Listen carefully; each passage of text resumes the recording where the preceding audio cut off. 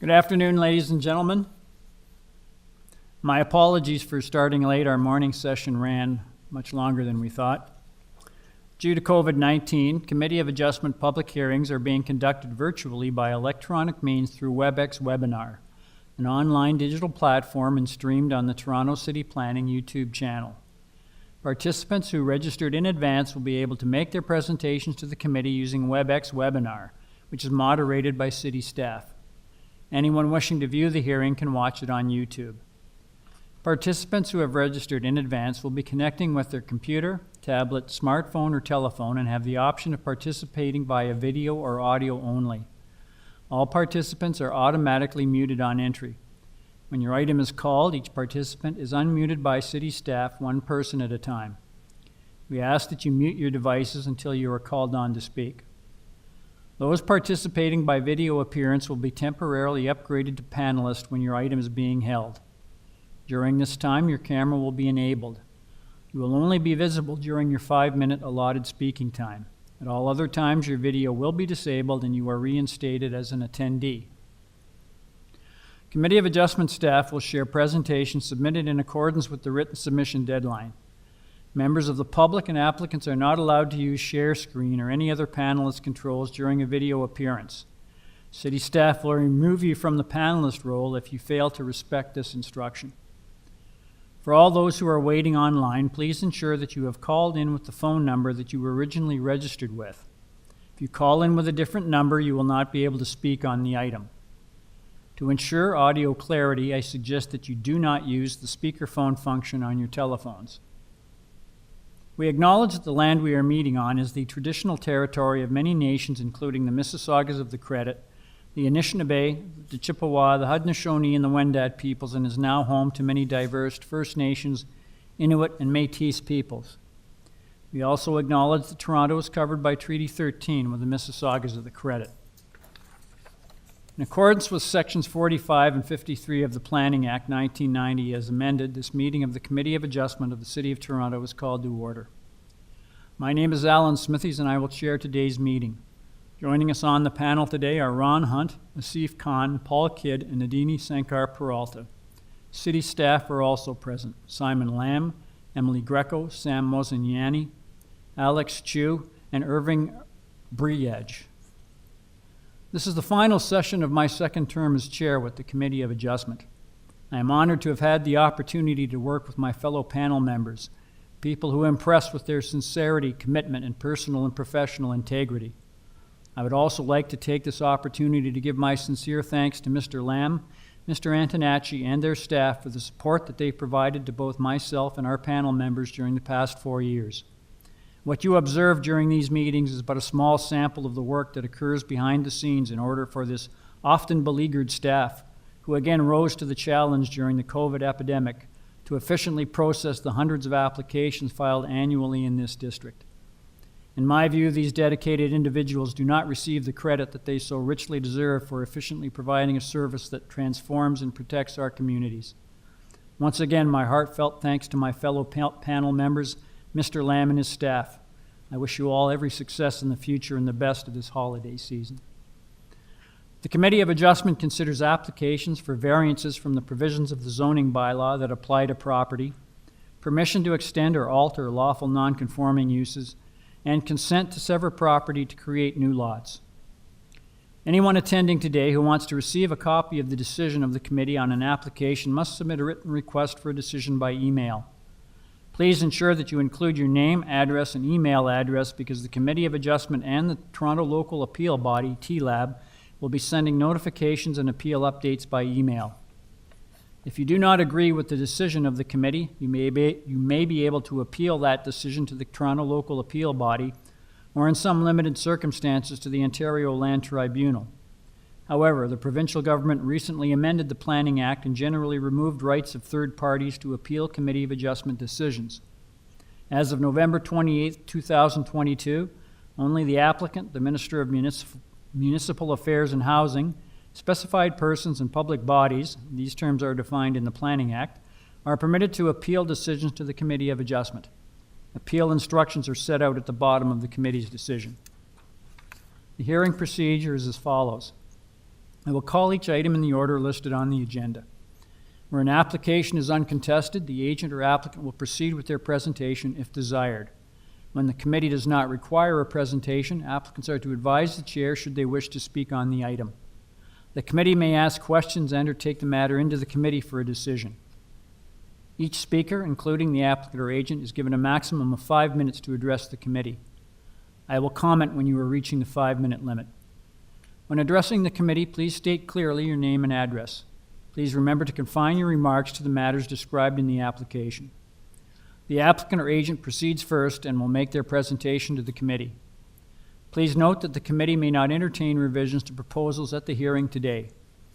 To ensure the revised application is accurate and that all those entitled to notice of the application are informed of the changes, the committee may decide to defer the application if it is substantially revised. Then individuals either in support or opposed to the application are invited to speak. Committee members may ask questions of each speaker after they have finished their presentation. When all speakers are finished, the applicant or agent has an opportunity to rebut only those issues that were raised by the previous speakers. This marks the end of discussion on the item. The application is then taken into committee for a decision. Are there any panel members here this afternoon who have a conflict of interest they'd like to declare? None? Thank you very much. We'll go back. We have a deferral request, and that's with regard to item number 40, 82 Baroness Crescent. I have the applicant is a Dehai Yang, Y-A-N-G. Are you there? Oh, can you hear me? Yes, I can hear you. Can I get your full name and address, please? Yeah, so my name is Dehai Yang. I'm the applicant of this application. My address is 82 Baroness Crescent, North York M2J3K6. Okay, thank you, sir. I'm just going through your file. I note that there is a planning report there dated the 30th of November. It was initially had no objections to your application. And there is a late transportation services report dated the 5th of December, which had no objection to your application, subject to a driveway width of 6.43 meters. So I'm just asking, sir, can I just get the reason that you're requesting the deferral? Well, because my application was reviewed under the existing bylaw, which only allows to 2 units in a detached semi. So, but the province just passed a new law, which is Bill 23, allows 3 units. So under the new law, there should not be any variance anymore. I just want to understand, under this kind of situation, whether the committee will review my application based on the requirement of the new Bill 23 or still based on the new, existing bylaw. Okay, so what you're saying is that you have to revise your application. Well, my understanding is based on the Bill 23, there should not be any variance anymore because it allows us 3 units. Because only thing I'm asking here is to allow 3 units in the house. Okay, well, there's no change at all. There's no change to the existing, floor plan or the outside. There's nothing needs to be changed. Okay, just a moment, sir. Mr. Lamb? I believe the applicant is just asking for deferral to confirm of whether he needs to come to committee or not. Okay, sir, do you want the application heard by the committee or not? No, Mr. Chair. He's asking for deferral to see if he needs to come to committee or not, given the new legislation that was passed. That's all he's doing. So is that going to involve discussions with city planning then? Likely not. Okay. It was just to confirm whether he needs, given his application, whether he needs to come to committee at all. Okay, thank you. Thank you, sir. Does the committee have any questions of the speaker? There being none, we have some other registered speakers on for this, so I have to get their feelings on this. I have a Sherman Kao, K-A-O. Are you there? Mr. Chair, Sherman is not on the call. Okay, thank you. I have a Yao Tang, T-A-N-G.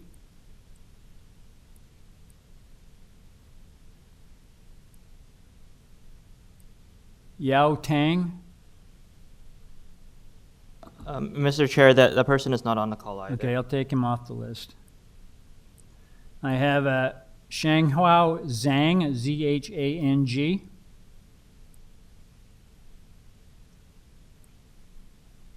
Yes, I'm here. I'm here. Yes, hello, sir. Can I get your full name and address, please? My full name is Shaohua Zhang. My address is 84 Baroness Crescent. Okay, thank you, sir. Do you have any objections to the applicant's request for a deferral? Because my house is very close, 82 Baroness. So on our property, there are some small tree. At the back end, there are some things. Do you have an objection to the applicant deferring his application? I mean, he has to go back to determine whether he even needs to be before the committee at all. So he needs to defer his application. Do you have an objection to that? Yes or no? No, I just hope don't cross thank you, the sir. property Thank you. line. I have, go to the next person on the list. Juzia Shi, S-H-I.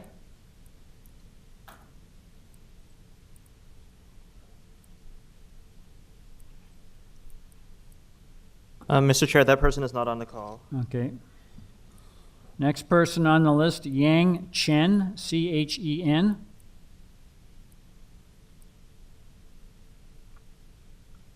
Yang Chen. Mr. Chair, that person is not on the call. Okay, I'll take them off. Next one on the list, a Yang Tao Du, D-U.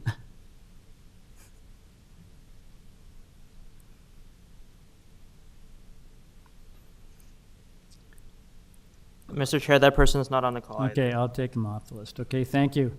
There are no other speakers, so if I could get a motion on the deferral request, please. Mr. Kidd?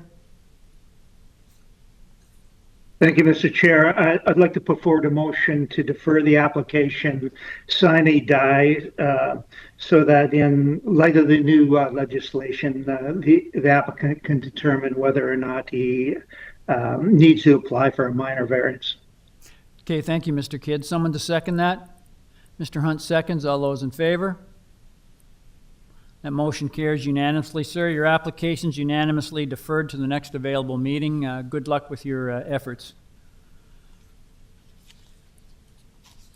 Now, we will go back to, I have a request to begin the session with item number 37. There's a time constraint and the applicant needs to be dealt with at the beginning. That is item number 37. Which is 335 Old Orchard Grove. And the agent is Lauren Rose. Mr. Rose, are you there? Hello? Mr. Rose, are you there? Yes, I am. Yes, thank you, sir. Can I get your full name and address, please? Lauren Rose, 388 Spadina Road. Okay, thank you, sir. I'm just going through your file here. I note the only condition we have is a recommendation for a recommended condition from Urban Forestry. We do have other persons registered to speak, so if you'd like to give the committee a brief presentation as what you see as the merits of your proposal. Sure, thank you. First of all, I'd like to concur with the comments you made. Staff does a great job, as does your committee. So if staff could put up the site plan, that would be very helpful. I'll start out by saying we have spoken with many of the neighbors. Many of them do have no objections, but I understand that there may be some objections. We did speak to planning, who questioned the length. Once I explained that the length is as a result of the garage being attached to the home, they no longer had any concerns and did not write a report. So I'll start out by saying that this is basically a reno, but it cannot be deemed a renovation because we are taking down more than 50% of the exterior wall. So it is before you as a new home, as that is the cutoff of 50% of the walls. If you look at the site plan, where the corner lot, you will see that it's no accident that the length of our house matches the length of the adjacent neighbor. He has a front porch. We have a bay window. So the dwelling is 17.81 meters in length. There is a porch of 3.4 meters that is excavated. As a result, it's attached to the garage, which is a two-car garage. So the garage and the porch count in length. So I'll take you through the variances. Maximum permitted building depth 17 meters, we're 27.86. And I just explained that. You have the 17 meters, the 3.4, and the garage at 6.6. If the garage was not attached to the house would be 17.81 meters, and plus the 3.4 meters for the excavated terrace. Maximum floor space index is 1.1 times. That is as well because the garage, most of the garage counts as square footage because it is attached to the house. If it was detached, it would not count as square footage. The required rear yard setback is 7.5. But again, because the garage is attached to the house, we're asking for 0.35. 0.3 meters is allowable for a detached garage. You will note that we would be at, where is it here? 10.35 as a rear yard setback if the garage was not attached to the porch. The roof eaves may project 0.9 meters. We're projecting 0. That's an existing condition, so we're not changing the condition. The existing side yard setbacks are being maintained. Number 5, projection on the other side is 0.8. Again, it's existing. Number 6, required side yard setback on the north side is 0.15 meters, and that is, in fact, the existing setback.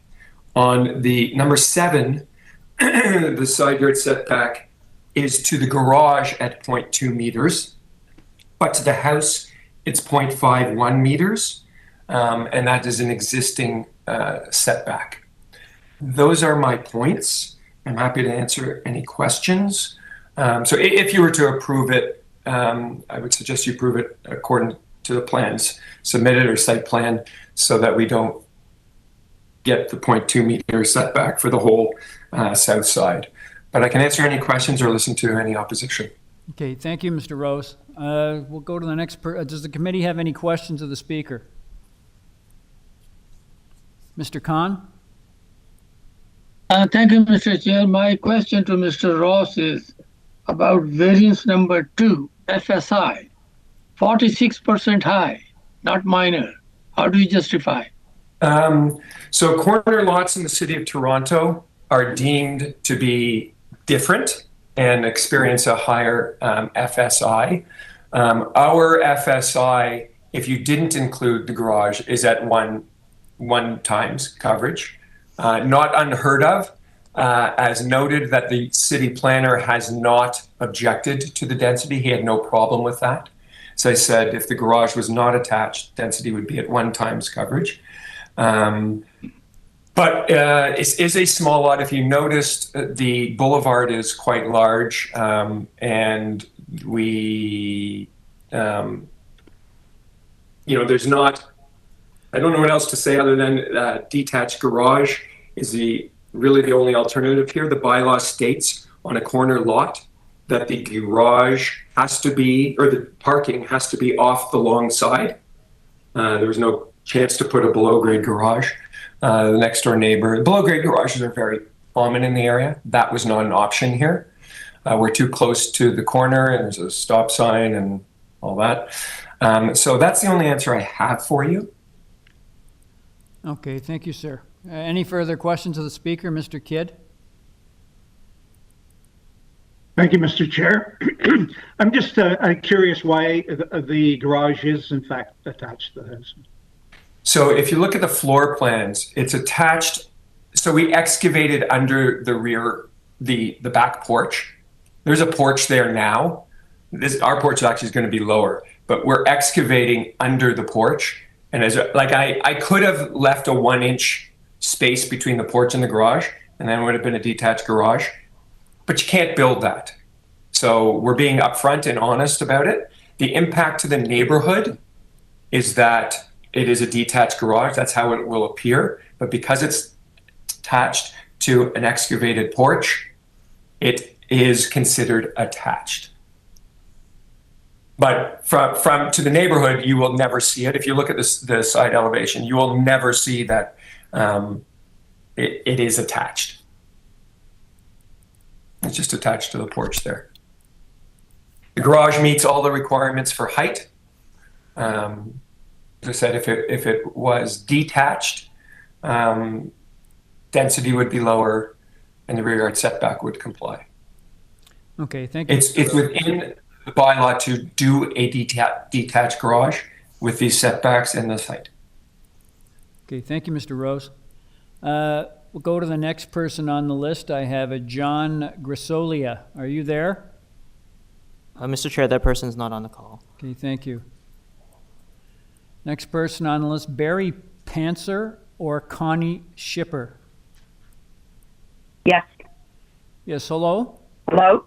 Yes, can I get Hello? your full name and address? Yes. My name is Connie Chipper, and I'm here with my husband, Barry Panther, and we live at 339 Old Orchard Grove. Okay, thank you, madam. If you'd like to give us your thoughts on this application? Yes. Thank you, Mr. Chairman, and good afternoon to everyone. Our property borders the rear yard of 335 Old Orchard Grove. And as we noted in our letter to the committee, our objections relate principally to the proposal for the new detached garage, specifically a 478 square foot, 13-foot high structure with a flat roof taking up 18% of the lot area. And the drawings also include a car lift. I just want to point out several concerns supporting our belief that the proposed garage size will negatively impact the enjoyment of our property for both ourselves and the neighborhood. Most, but not all of our objections have been addressed in our submission letter. I don't know if the committee staff can open the architectural renderings that we submitted this morning, because it kind of illustrates the visual impact of what the proposed garage is going to look like. Are you able to do that? First of all, you can see that the garage's 13-foot high west wall will be located 1.1 feet from our property line. Therefore, the east view from our front bay window will essentially be a 13-foot high brick wall, and that's going to reduce the light into our home. Those aren't our... Okay, those are in a picture. Okay. Secondly, it's our understanding from the drawings that the entire garage flat roof will slope 2% downwards directly onto our property. It also appears that the garage does not have eaves troughs, which is also a concern. This presents a significant drainage concern on our property. Thirdly, we question whether there might be a fire safety violation with the proposed garage being within 3 feet of our basement window and gas meter. Lastly, we also audited other corner lots with newer builds in the neighborhood, and we could not find any detached garages similar in size as the proposed garage. And the submission letter includes the addresses of some of the many examples in our neighborhood. Furthermore, with respect to requested variance number 3 of the public hearing notice, which states the required minimum rear yard setback is 7.5 meters, the proposed rear yard setback is 0.35 meters, which represents a 95.3% variance. So we don't really comprehend how a change of that magnitude can be classified as a minor variance. Note that in the original public hearing notice letter, requested variance number 1 included an additional notation stating that the garage is connected to the principal building by a platform. Consequently, the platform and garage are considered part of the building. This note wasn't included in the revised public hearing notice letter. Our understanding from the application technician and the architect is that this was simply omitted in error and should have remained in the revised public hearing notice. Thus, the garage is described in the public hearing letter as detached under the purpose of application, but it's also described as attached or connected by a terrace or platform in variance number 1. So we're just questioning, is it possible to be both? So in conclusion, we're concerned that a garage of this scope will negatively affect the enjoyment of our property and also sets an undesirable precedent for the neighborhood. We respectfully contend that the requested variances are not all minor and that the intent of the zoning bylaws has not been maintained. And yeah, I don't know if you can see the December 7th pictures. I don't know if they've come up yet. This morning. Yeah, those were sent this morning. I don't think they've shown up here, but they were added, and they should be able to. You should be able to have a look at them because it does give the visual impact. An architectural rendering. Yeah, it's an architectural rendering. So those are really our main points and concerns, and we thank the committee for your time. Thank you very much, Madam. Does the committee have any questions of the speaker? There being none, I'll go to the last person on the list. I have Jeff Kobrick, K-O-B-R-I-C. Are you there, sir? Mr. Kobrick, are you there? He wouldn't be because... Mr. Chair, I believe that person is not on the call. What's that? Is not on the call. Okay, we'll take him off the list then. We'll go back to Mr. Rose. Mr. Rose, are you there? Yes, I'm here. Yeah, Mr. Rose, you heard the previous speaker. If you'd like to reply. Yeah, sure. If staff could pull up that photograph of the rear of the property that I sent in. I had a very nice conversation with Mr. Penser, and the next photograph would be helpful. And since his only concern is with the garage, and I understand that concern by all means, but my comments are, and were to him at the time, if this were a detached garage, I would be permitted to be 0.3 meters from the property line, and I'd be permitted to be 13 feet high, sorry, 4 meters high. We meet those conditions. Drainage will not be on his property. We cannot drain onto his property, so I will ensure that to be the case. There is no requirement for eaves troughs. There will be a slope, there will be a scupper, and a downspout will not drain onto his property. The size of the garage, there's no variance to have a 1-car or a 2-car garage. Bylaw does not stipulate that. All the bylaw stipulates is that on a corner lot, you must park off the side, or the long side. On a corner lot, the short side is the front.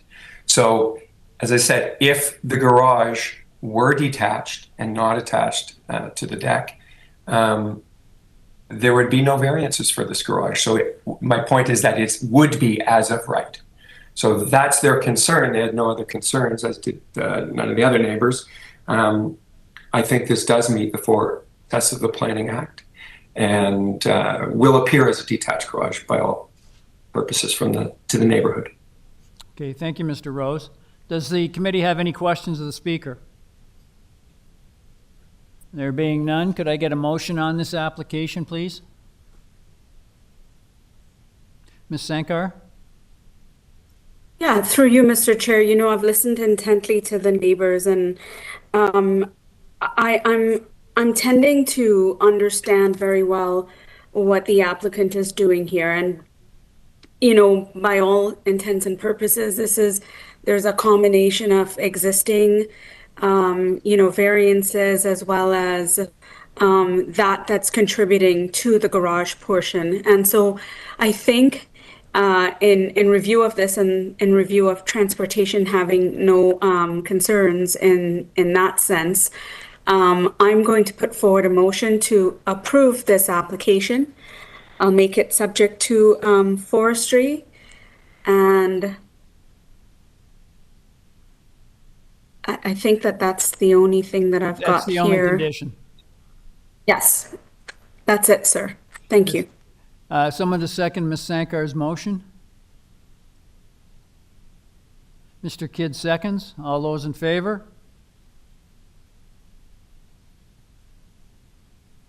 Opposed? Mr. Khan and Mr. Hunt dissenting. We have a tie vote. I'll support Ms. Sankar's motion. That motion carries. Mr. Rose, your application's been approved, subject to urban forestry conditions. We are now on, go back to our regular agenda. Now on item number 20. 135 Roslyn Avenue. I have one person registered to speak. That's Stephen Lindy. Are you there, sir?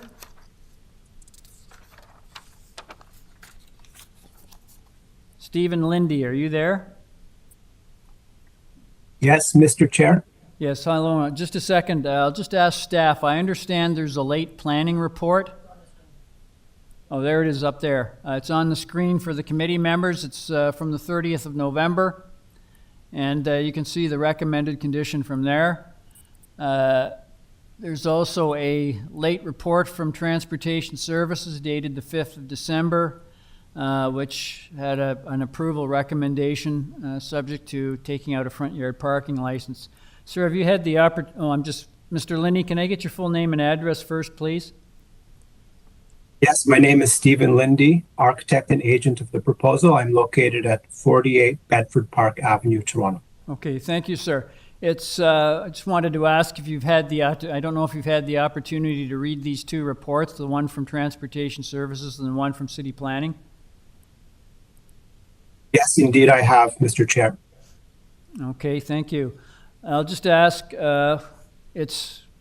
you have 4 variances before us. It's pretty clear what you're asking for in the application. Is there anything you'd like to tell the committee that isn't contained in the material we have before us this afternoon? No, if there's any questions. Okay, thank you. I'll just ask, does the committee have any questions of the speaker? Mr. Khan? Thank you, Mr. Chair. I would like to know, I mean, since I don't have Transportation Services report, what does it say? Can we see the Transportation Services report? Okay. Yes, sir, I don't have. Just a moment, Mr. Khan, we're getting it.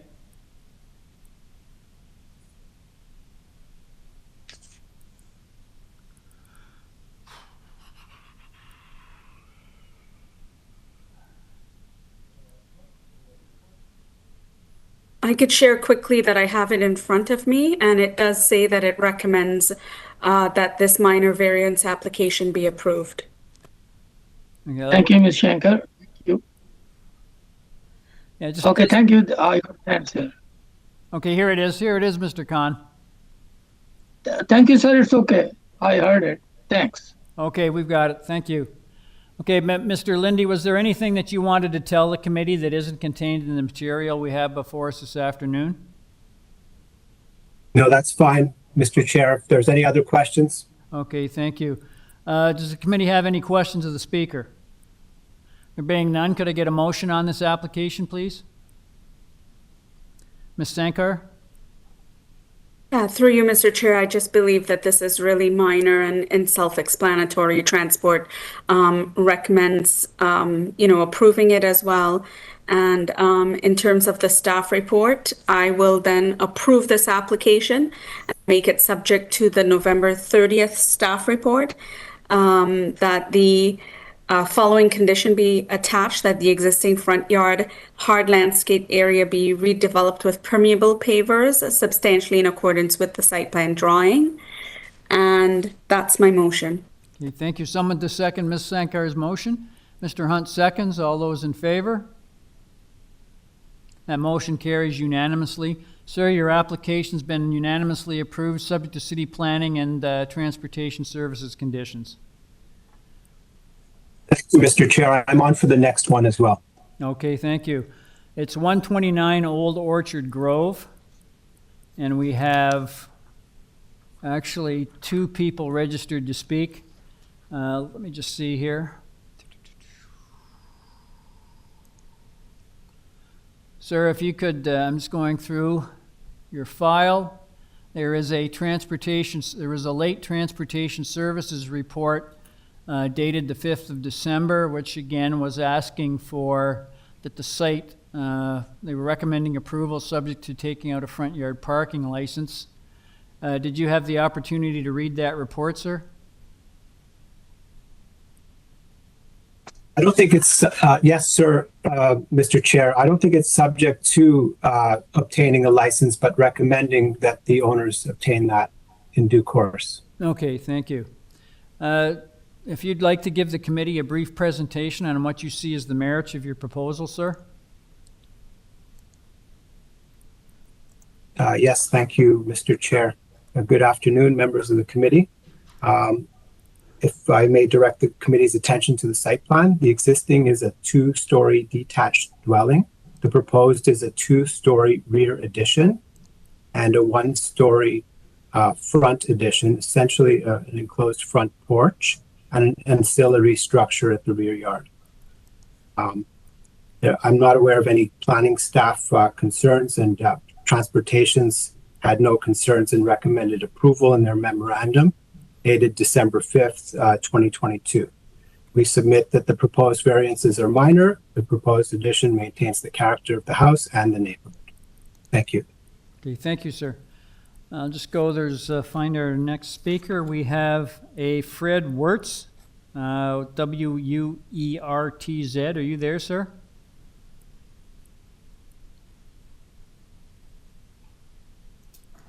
Mr. Chair, I do not see a Fred on the call. Okay, we'll take him off the list then. I'll just see, okay, if I could get a motion on this application, please. Please note that the only comment we have is from Transportation Services. Ms. Sankar? Yeah, through you, Mr. Chair, I believe that this application is again self-explanatory. I accept the explanations provided by the applicant here today, and I'll approve this application as my motion, and I'll make it subject to the transportation report that I'm trying to find the date, but it's the only one that's on the file, as well as subject. Yeah, December 5th. Right, the December 5th transportation report, and I did not see forestry on my list here, No, so. just transportation. Thank you. Some of the No second conditions on the transportation. Well, I think it's really, hang on, just see. Yeah. Pardon me, there's no conditions on the transportation. Yeah, Even if there's no conditions, that's- I'd like it subject to the report, whatever it says there, because I want to make sure. We can put it in there, that's fine. Thank you. Again, Ms. Sankar, it actually doesn't have a condition, it's just a comment. So as Mr. Lamb is indicating, it would be difficult for Transportation Services to clear something because there's nothing to clear. They're just indicating that, they're just indicating that. I don't have it in front of me, so it was just the same as the last one where it says recommend approval of minor variance application, and if that's the case, then I'll just approve the application as is. Okay, thank you. Someone to second that motion? Mr. Kidd seconds. All those in favor? Opposed?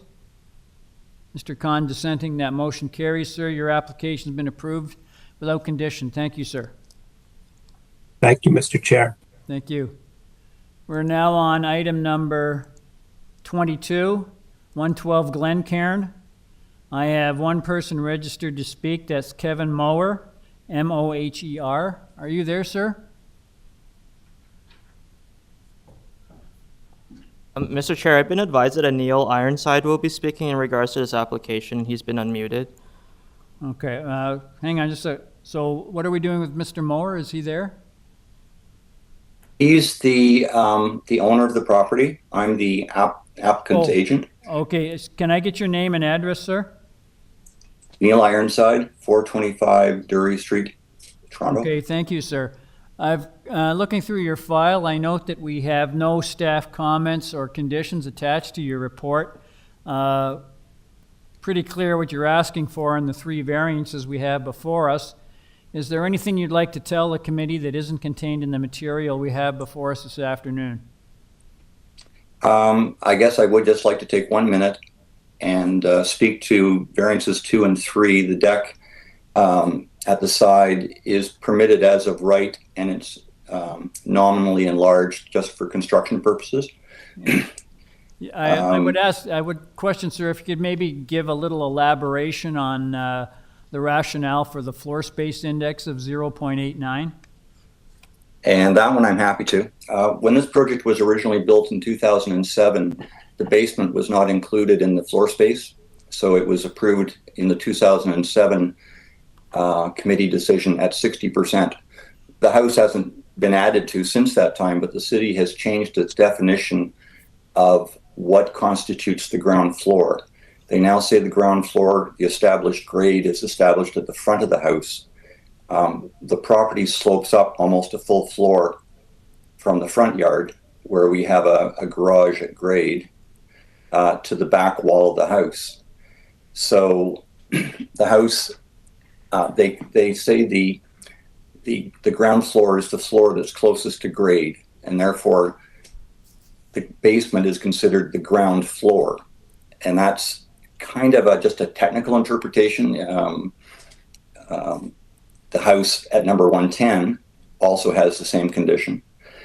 So the technical calculation of the floor area is 89%, but if this house did not have that lower grade at the front wall, it would be closer to 60%.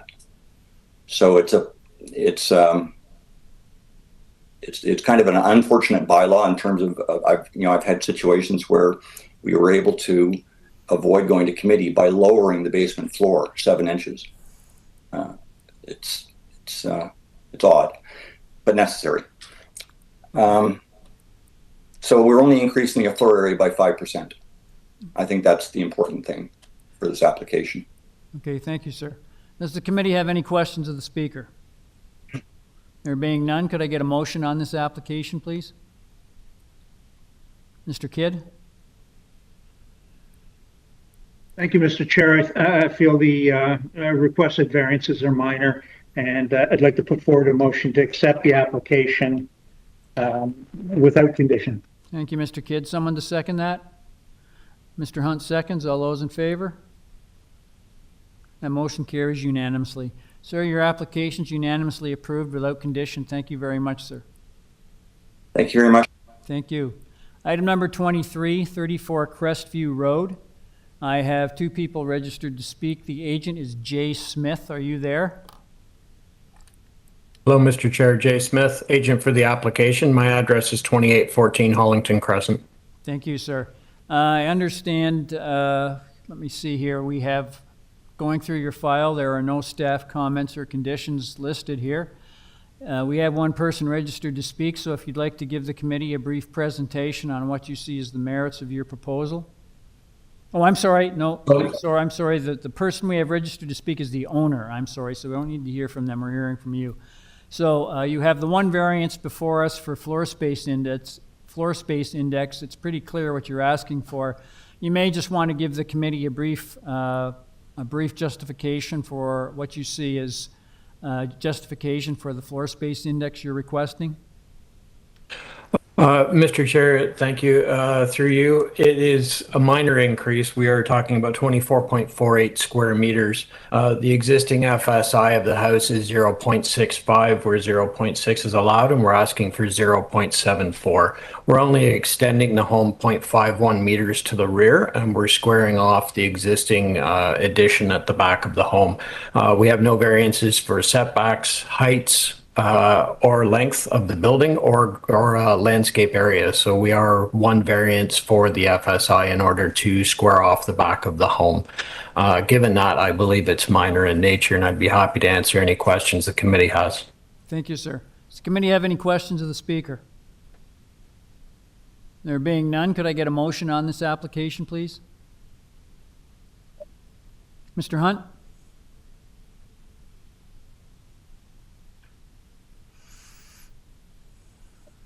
Thank you, Mr. Chair.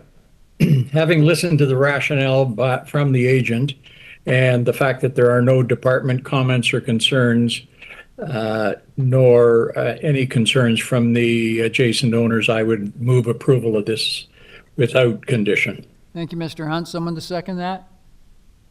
Mr. Khan seconds. All those in favor? The motion carries unanimously. Sir, your application's been approved without condition. Thank you very much. Thank you, Mr. Chair. Thank you. Item number 24, 448 Elm Road. I have two people registered to speak, and I have the agent. His name is Mark. Are you there? Mark, are you there? Yes, it's Mark. Yes, I am. Yeah, it's Mark Fraser, 41388 Colgate Avenue, agent for the owner. Great, thank you, sir. Just going through your application, I note that there's a forestry report here that's recommending refusal. I guess there's some trees that are going to be affected by your application. We do it's have a single tree. We do have one person registered to speak. So if you'd like to make a presentation to the committee on what you see as the merits of your proposal, I'd also suggest you address the urban forestry concerns too at the same time. Of course, yes. Yeah, so the proposal that we have before the committee, the numbers that are in it somewhat are skewed by the uniqueness of the design. The area that it's asking for 51% is actually 11.8% of that is taken up by a covered patio. So the actual floor space index without that covered patio is 40% that we're asking for. On the length variances that we're asking for, the overall length does come to 20, but it's because of the offset nature of the design, where the south side is 18.9 and the north side is 18.5. The reason for this is that we're trying to keep and minimize the amount of destruction that we need to do with this build. So the majority of the existing house is being kept, whereas most people within the neighborhood would have torn it down and then rebuilt. There's a lot of sloped garages within the neighborhood that have dropped that first floor and raised up the height. So as far as height-wise, we're significantly lower than all of the neighbors that are along us, which is the main reason why we have support letters coming from all of the adjacent neighbors, 446, 450, 452, 454. We also have 449 and 455 of Elm Road, all in support of the application. We know that there is one tree that will need to be taken down due to this, but the homeowners are keen to have that tree taken down anyway, as it is currently posing issues with the house. And as far as that, they are also worried about the potential that it has for damage to their house. So we know that the application and the design of it is what is attributing to the variances that are before you. The side yard variances are really just in keeping with the existing side yard setbacks, as it is a relatively narrow lot in that area. The overall size of it, we don't think is larger than what else is in the neighborhood, and especially from the front views, is actually significantly smaller than what the other neighbors on either side and down the street have proposed and have built themselves. The family is a large family. It is a family of 6, so there are 2 parents and 4 children, plus a dog, which is also a reason for the size of the house, and that it's not just a vanity project for a small family or such like that. It is a fixture family. They work and live in the area. They have children that are in all of the sports and activities, and this is another reason why they have been able to get the support of all of their neighbors, is that they are a large part of the community and are looking for a way to be able to build a house that doesn't require a complete tear down of the existing property, so that we're not taking the whole thing and throwing it into the landfill, but also creates a size of a house that they can live in and grow into for the rest of their lives. So I'm happy to answer any questions that there are on it. Okay, thank you, sir. Does the committee have any questions of the speaker? Mr. Khan? Thank you, Mr. Chair. Mr. Fraser, my questions are related to, have you seen the letter or read the letter from the local association? Yes, so we have read the letter from the local association. And sir, in that report, they have suggested some modification to your variance number 1 and 2. Are you willing to accept that?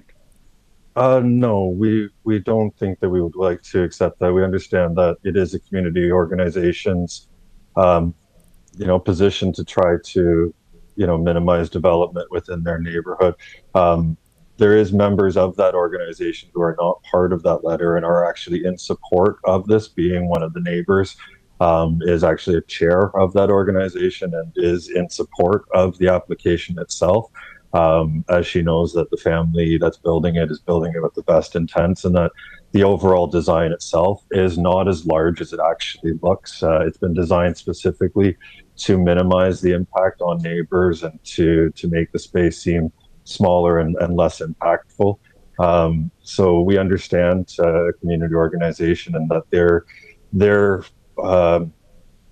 want and their big concern is the overall floor index. And what we're saying is that the patio area is actually 11.8% of that floor index, which really does bring it down to that 40%, which is in keeping with many of the decisions that have gone through Committee of Adjustment. It's just, again, the uniqueness of the design that we did. So rather than pushing the whole thing back, we created an area that was a covered patio and made the footprint seem smaller and provided a more outdoor space to the family.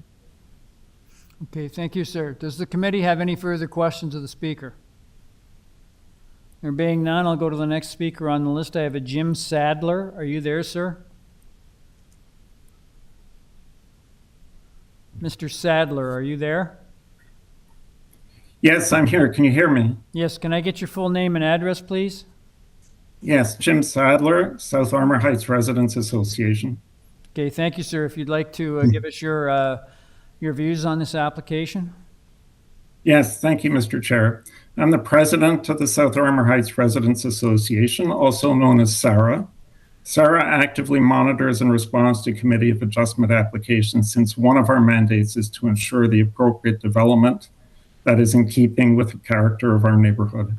And 448 Elm is within our boundaries. In our opinion, there are two variances which are problematic. Variance number 1 proposes a lot coverage of 51.8%, and this is half as much greater than the 35% that is permitted. Many proposals in SARA's neighborhood have been approved at Committee of Adjustment in the 35 to 40% range, but we believe 51.8% is extreme. And I understand that 11% of that, as explained by the agent, is a covered patio, but it's still included in the lot coverage. Variance 2 proposes a building length of 20 meters, a full 3 meters greater than the 17 meters which is permitted. Generally, the building lengths in the area of Elm and Dunblane have been up to 18.1 meters. So we believe anything longer would not be in keeping with the character of the neighborhood and would create a long wall for the neighbors while also diminishing the privacy and enjoyment of their backyards. It's worthwhile noting that on Plan A005, it lists the existing building length as 18 meters, but that includes the deck, which it should not. Without the deck, the length would be 14.6 meters. So those who relied on the plan statistics might think that the proposed building would be only 2 meters long than existing, but would actually be 5.4 meters longer. Plan A002 also shows the entire building placed to the west of what is believed to the correct location. For instance, the front wall is shown well to the west of the neighboring properties. While it's expected that this is an honest mistake, it does make it more difficult to assess the impact of the proposal on the neighboring properties. Finally, we note that the 1996 Committee of Adjustment decision granted a north side yard setback of 0.65 meters but the existing building setback is reduced to 0.46 meters, and we're just not quite sure how that happened. So it's in Sarah's opinion that variances 1 and 2 do not respect nor reinforce the lot coverages nor the building lengths of existing houses in the neighborhood, and therefore do not maintain the intent of the official plan. And furthermore, they're not minor nor desirable. And as we've discussed, there's also the late urban forestry staff report, which recommends denying both variances 1 and 2. So as I stated in my letter, we request a minimum lot coverage of 40% and the building length be no more than 18 meters. Thank you very much for your time and attention. Thank you, sir. Does the committee have any questions of the speaker? There being none, we'll go back to Mr. Fraser. Sir, are you there?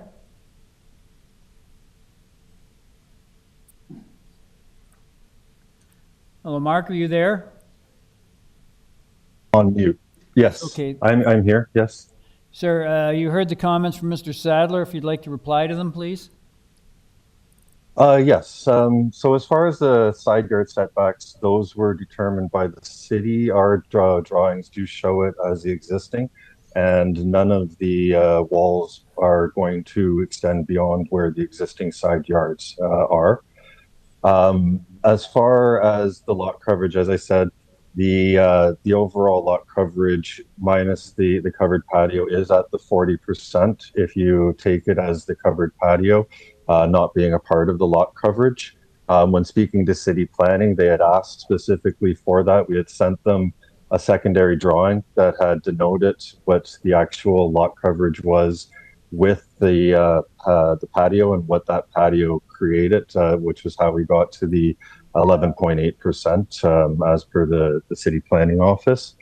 As far as the side walls and the undesirableness from the neighbors, the fact that we have support from both neighbors on either side would render that point null and void. Neither of the neighbors on either side are concerned about that. They've both given letters of support for it. So not even just that they haven't written anything, it's that they've actually supported the application for it.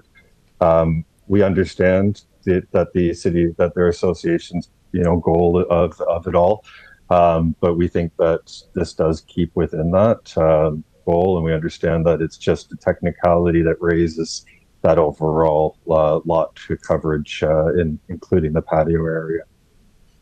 Okay, thank you, sir. Does the committee have any questions of the speaker? There being none, could I get a motion on this application, please?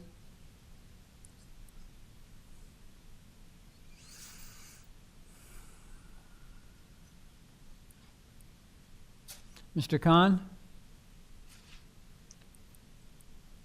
Thank you, sir. I have the opportunity of listening to both side association as well as Mr. Fraser. So I think Mr. Fraser's comments are a little bit more convincing that this is an application which requires approval with conditions from the forestry. So I move that this application be approved with forestry conditions. Thank you, Mr. Khan. Someone to second that? Ms. Sankar seconds. All those in favor? That motion carries. Sir, your application's been approved subject to urban forestry conditions. Thank you very much. I appreciate it. Thank you. Item number 25, 54 Hurlingham Crescent. I have 2 people registered to speak, and I note that there is a late planning report on this application, so if we could get that up on the screen too, please. And the agent is Adil Ismail. Are you there? I am here, but I'm not the agent. I am the owner. Yes, hello. Are you the owner or agent? I am the owner, and I prefer the agent to commence, please. Okay, all right. Can I get your full name and address, please? This is Beverly Saunders with EcoView Consulting. I think Adil will speak as well. He's the landowner, but I did just want to address the planning comments Okay. That were provided as well. Now, I note that this is the first time committee's seen these comments. I also note that there is a recommended condition from Urban Forestry. There is also a report from Transportation Services dated the 30th of November, which also recommends refusing the circular driveway. So if you'd like to, give a presentation, Madam, to the committee on what you see as the merits of your proposal, I'd also suggest you address these staff reports regarding the appropriateness of a circular driveway. Absolutely. So start with the first two, planning comments and the tree bylaw. I believe there was some misunderstandings with respect to the tree bylaw, so I'll speak to that in just a moment. With respect to item 1, which is just the planning recommendations, I've had an in-depth conversation with the planner on staff, and you'll see in her recommendations, she explains her rationale for recommending denial of those two variances. Specifically, she speaks to the amount of hardscape and impermeable surfaces that do not maintain the intent of the zoning bylaw, which is to encourage on-site stormwater management and contribute to the attractive streetscape of the front yard by providing and maintaining a provision of front yard soft landscaping. So this is the primary reason we've been brought onto the file, because we would like to speak to those few pieces, which we believe are the core objections of planning staff regarding this application. So I also would like to note we have spoken to our client, and he is willing to amend the recommendation, or able to amend the proposal to add an additional softscaping of 4.4%. So that would bring the total landscaping. Madam, just, are you proposing to make a change to your application? Has offered to do so if it's felt needed by the committee. Yes. Well, no, but that's something you have to tell us. We don't tell you. So if sure. Absolutely. Yes. We are proposing to increase that number. Yes. By 4.4%. Mm-hmm. Okay. So let's just back up here. Are you proposing to make a change to your application? Please. Yes. So it would be for provision 2. Okay. And the final line of that would say 47.6%. Okay. So let me just get this down into the public record then. So you're proposing. Absolutely. Right now, the proposed front yard landscaping is 43.2%, and you're proposing to take it to 47%? Correct. Okay. Are there any other changes you're proposing? No. The remainder of my comments are simply addressing the comments provided by staff. Okay. Okay. Thank you. I just have to note that the transportation comments were also not in favor of a circular driveway here, basically because they were indicating that it's not consistent with the character of this particular street. And I think I was up there myself taking a look at it, and I honestly couldn't find more than 2 other properties that had circular driveways. So what's your rationale to have a circular driveway? To me, that just looks like another parking area in the front yard. So Adil will also speak to the reasons why he's making the application, because he has a series of them that are quite personal to him. I can give a brief overview, but will allow Adil to speak to that. But the primary reason is there is no additional opportunity to widen his current entrance. So it is a 1-car entrance right now for a 2-car garage.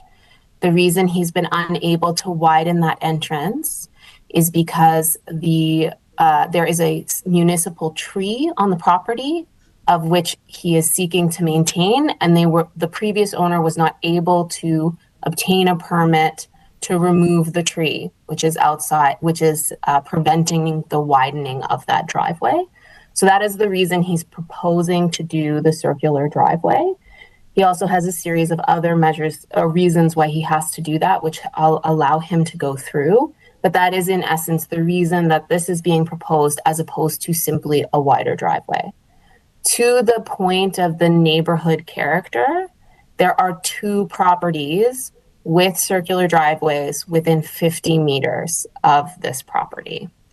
All of those properties have grassed area with minimal trees or landscaping, with the remainder, and both of those properties have less landscaping than what is proposed for this application. So we do believe that it is in keeping with the neighborhood character with respect to what currently exists. To that end, however, our client has provided a letter to council to explain the proposals in terms of landscaping to improve the site. Gardening is, in fact, his favorite, one of his favorite hobbies, and so he is improving the visual aspects of that and has provided a rendering. He did ask me to note that the rendering did not include... Thank you, madam. Thank you. Now your time is up. Is there any questions of the speaker? There being none, I'll go to the next person on the list. I have a Beverly Saunders. Are you there? Sorry, that is me. That's the one who was speaking. I'm sorry. We had you down as an area resident. Okay, I'm sorry. All right, thank you. No worries. We have no one else registered to speak, so I'll just ask. I'm just to clarify, is Adil permitted to speak as well?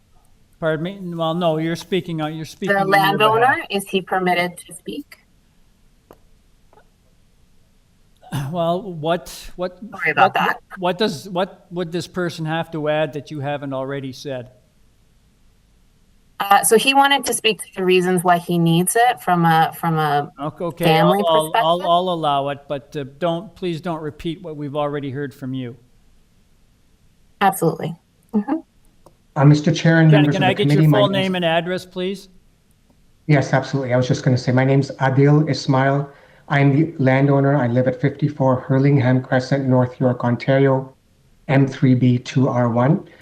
We took possession of this property on August 29th, 2022. We're new owners, and the dwelling on the property is about 3,200 square feet, 20-year-old home, 4 bedrooms. And while it shows as a double car garage, realistically can only hold 1 vehicle. Now, the previous owners only had 1 vehicle, so the issues facing us was a non-issue for the previous owner. For my family, parking space is at a premium. I live in the house with my wife and 2 teenage boys, aged 16 and 20. My wife and I have separate vehicles with the expectation that a 3rd vehicle will be added for the teenagers. In addition, my mother and mother-in-law often visit, sometimes spending the night at our house, each with their own vehicles. Now, both of them are over 75 years of age and have accessibility and mobility challenges and have government-issued accessibility permits. The current driveway layout makes accessibility to the house difficult, which will even become more difficult in the winter. Now, I understand council is allowed to consider special circumstances in addition to planning considerations, which is what I'm going to bring up with 3 issues. Issue number 1 is that the current driveway layout only allows for the safe movement of 1 vehicle at a time because of a single curb cut at the entry of the driveway caused by a city tree which restricts access to the property, and I have sent pictures. The purpose of a second curb cut, and hence a circular driveway, is to prevent harm to the city tree. We have no intention of harming the tree. If we are so concerned about not harming a tree, we should place a significant amount of importance to the safety of people, especially seniors and seniors who have accessibility and mobility challenges. In addition, my older son is in remission from cancer, and having easy access in and out of our driveway is important to us, if not for anything else, then for our peace of mind. The second issue is when 1 vehicle is parked in the driveway, the second vehicle has to enter at an angle, and then when the car is being backed in, the front tires are going over the curb. Over the years, there has been a lot of damage to the curb, and I've sent pictures, and this is from cars previous owner that have had to go over the curb just to get into the driveway. When winter comes and snow is piled up in front of the curb, gaining access, and the previous owner didn't have this issue, Gaining access to the second parking spot adjacent to the first will be very difficult, having to go over the curb to get in. The third issue is that the single curb cut is going to cause additional challenges in the winter, which I just mentioned. So those are the three concerns. Now, the situation cannot be mitigated by parking vehicles on the street for three reasons. Number one, Toronto bylaws prohibit vehicles from being parked on the street for more than 3 hours. Anything over that risks the vehicles being ticketed and or towed. Number two, there's a fire hydrant across the street, which limits our options. And number three, Hurlingham Crescent is not a street that is designated for permit parking. So we're not allowed to have permit parking on Hurlingham. Now, expecting my mother and or mother-in-law to go outside every 3 hours to move their respective vehicles, especially in the winter, is not feasible, especially if they have to park further away because of the fire hydrant. This puts them at risk of falling when there's ice on the driveway and or road. Again, I bring up the importance of allowing measures to prevent humans to be harmed. After all, we put importance of not harming trees. It is not an unreasonable expectation for the house of this size with a two-car garage to have a double driveway. Many houses in the neighborhood have such drivers, and I have to just differ with you, sir. There's 2 houses on the street with circular driveways and 4 others in the neighborhood, Ballyronan and Southwell. So in total, there's 6 with circular driveways. I've personally driven around the whole area. Our intended design of a circular driveway would ensure the city tree is not harmed, and since we cannot increase the size of the current single curb cut, we need a circular driveway so members of our family can enter the driveway and be safe. And if the staff wants to pull out the pictures, I've sent a picture of the potential landscaping we would do, and it shows that the property will have no negative visual impact to the street. In fact, it'll be positive. Okay, thank you, sir. Does the committee have any questions of the speaker? If I could get a motion on this application, please. Please note that this application has been revised, variance number 2. The lot coverage has been, pardon, not lot coverage, the, let me go here. That is the,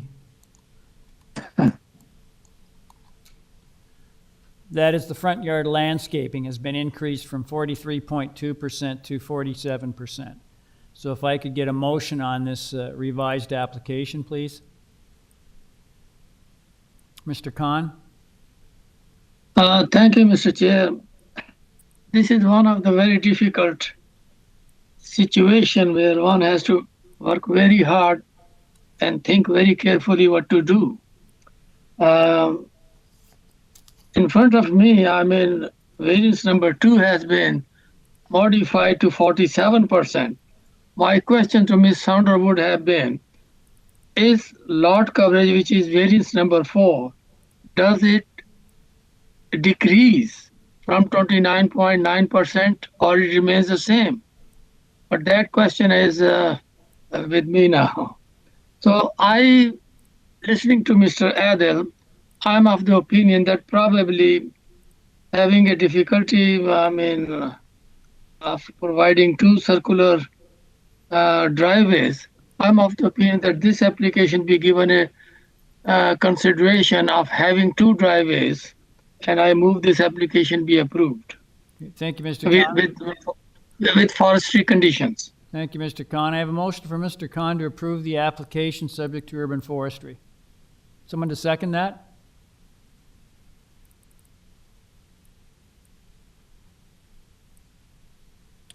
I don't get someone to second that, so could I get another motion, please?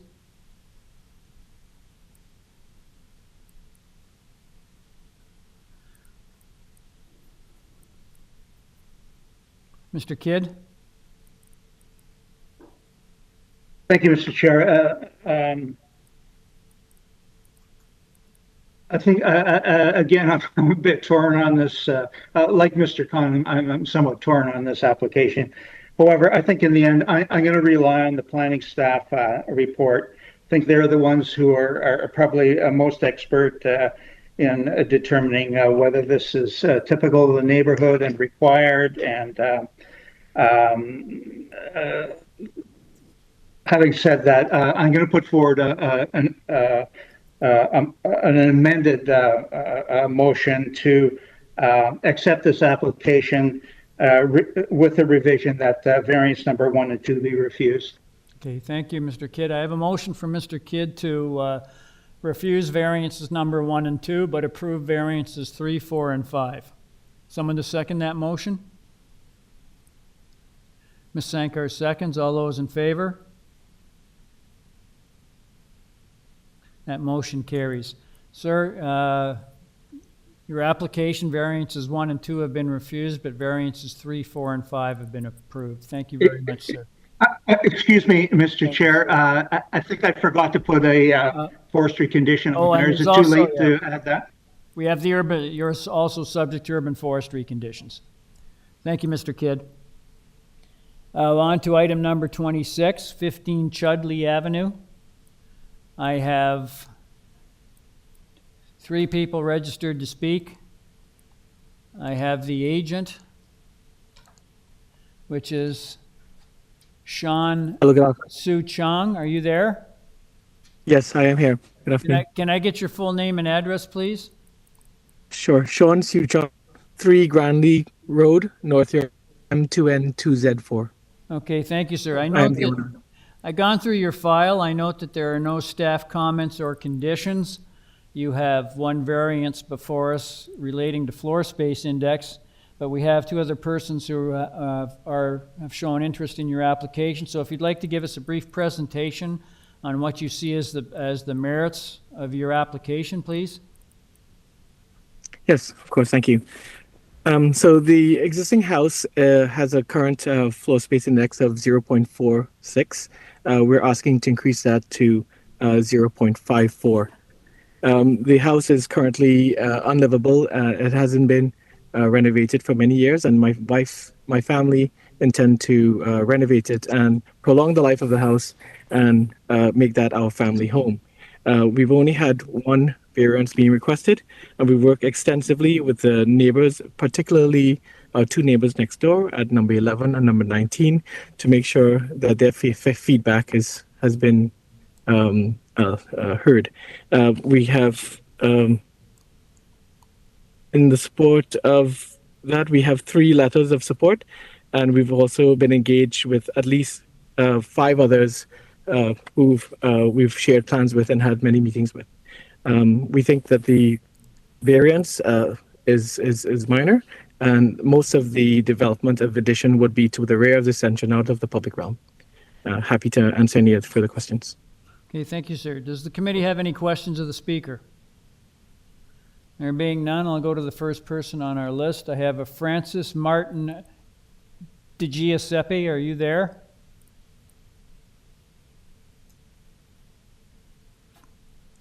Francis Martin Di Giuseppe, are you there? Yes. Good afternoon. Can you hear me? Yes, I can hear you. Can I get your full name and address, please? Yes, Francis Martin Di Giuseppe, and I live at 19 Chudley Avenue, Toronto. Okay, thank you. If you'd like to give us your thoughts on this application. So my husband and I have lived here for 35 years. The house next door is in we share a driveway, a mutual drive with this house. It's in a state of very bad repair, and we knew when it was sold that it would either be torn down or be renovated. I feel that the renovation is in keeping with the neighborhood. The size is similar to our own addition, which was built 20 years ago.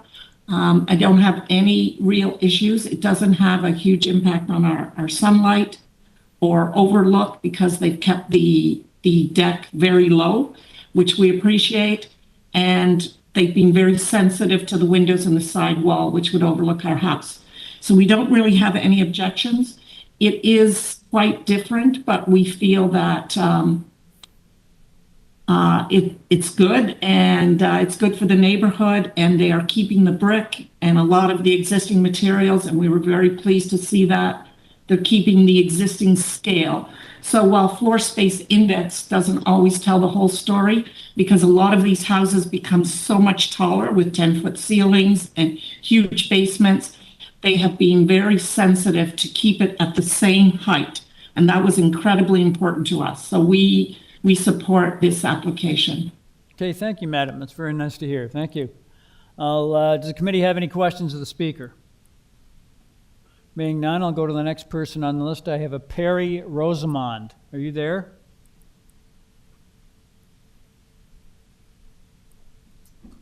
Mr. Chair, I do not see a Perry on the call. Okay, I'll take him off the list. Thank you.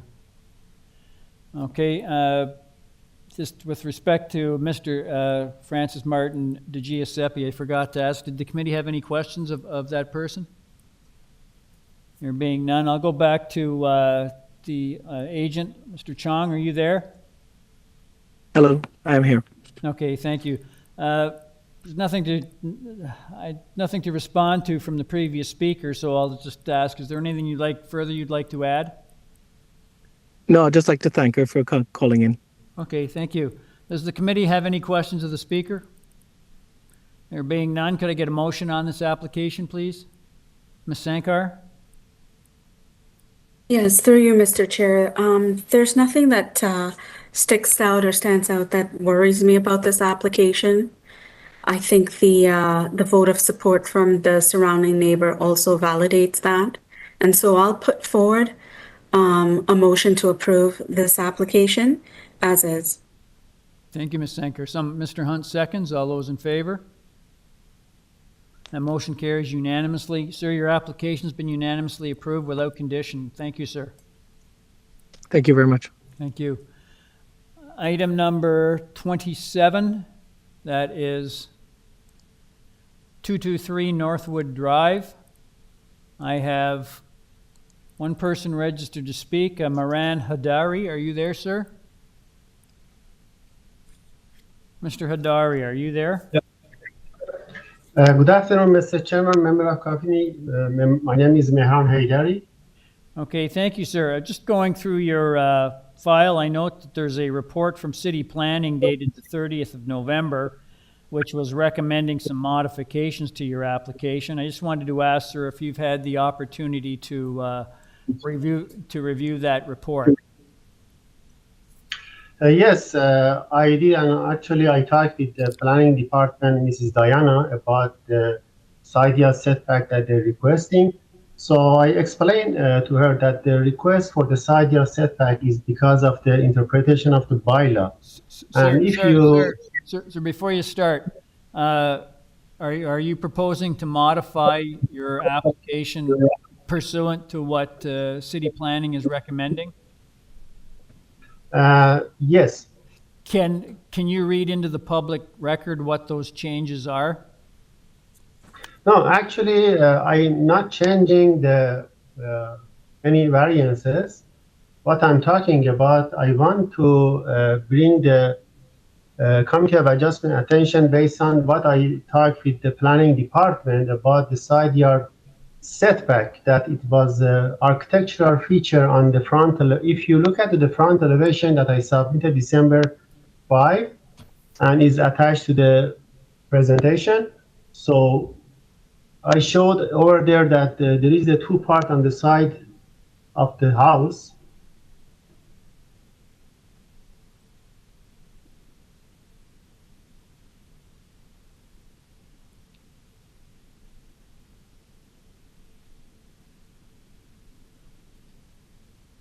Hello, sir. Yes, I'm waiting for the committee to bring the drawing that I submitted December 5. Can I just clarify here? So with respect to the planning report, which recommended modifications to variance number 2 for the east side yard setback from 1.21 meters to 1.5 meters, and variance number 7 for the proposed west side yard setback from 1.29 meters to 1.5 meters.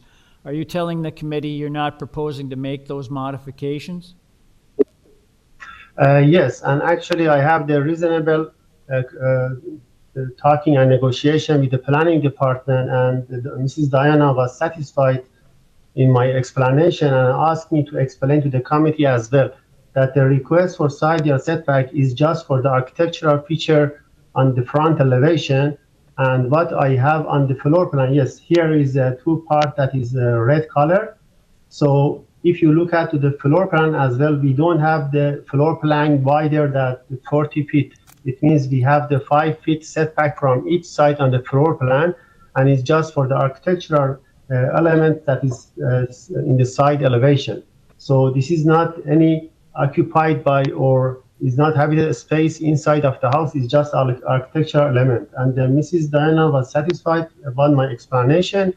And if you agree with my explanation, please let's have this front elevation tied with a decision and make sure that we are going to have those variants just for architectural feature, and also about the one of the variants that I need to explain about the number of story, that is 3. And actually, if you look at the same front elevation, the basement is 99.38. That is 1.8 meter lower than the established grade.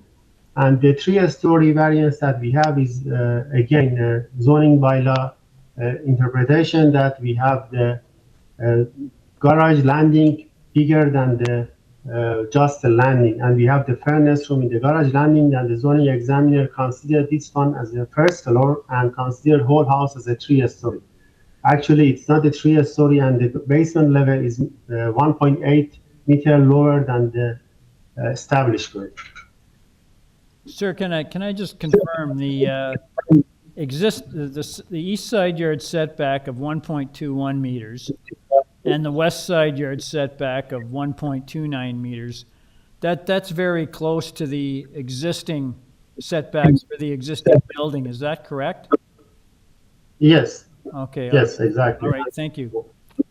You're welcome. Does the committee have any questions of the speaker? Mr. Khan? Mr. Chair, I would like to draw Mr. Heather's attention towards variance number 5. So unintentionally, somebody has written as building length. It should be building depth, not length. Variance number 4 is building length already. And variance number 5 should be building depth.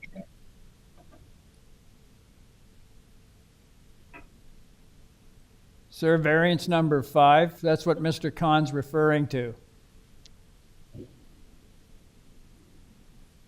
Yeah, this is actually the zoning notice that we submitted the zoning notice to the committee for the application. So this is what exactly the zoning examiner believe it's the correct on the notice. So I think what Mr. Khan is getting to is should variance number 5 read the proposed building depth is 19.39 meters. Yes, exactly. Yes. So there's an error in variance number 5. It should read the proposed building depth is 19.39. Yes. Exactly. Yeah. Okay. Thank you so much, Mr. Thank you, Mr. Khan. Thank you. Any further questions of the speaker? Can I get a motion on this application, please?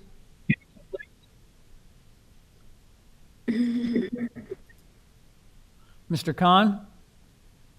Thank you, Mr. Chair.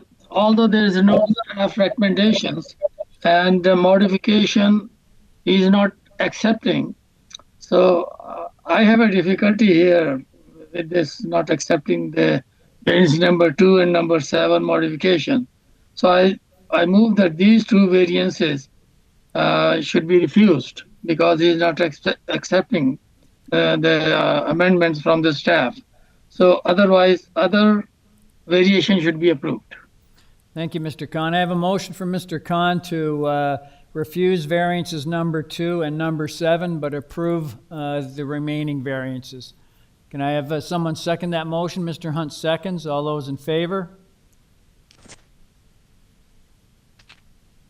Opposed? Oh, okay. Well, yeah, everyone's in favor. So I have that motion carries. Sir, your application variances number 2 and variance number 7 have been refused. but the other remaining variances have been approved. Thank you very much, sir. And that's been approved subject to, I don't think there are any, there are no other conditions. Thank you. Pardon me? Yes, we'll take a break for 10 minutes. We'll come back at 5 minutes to 5.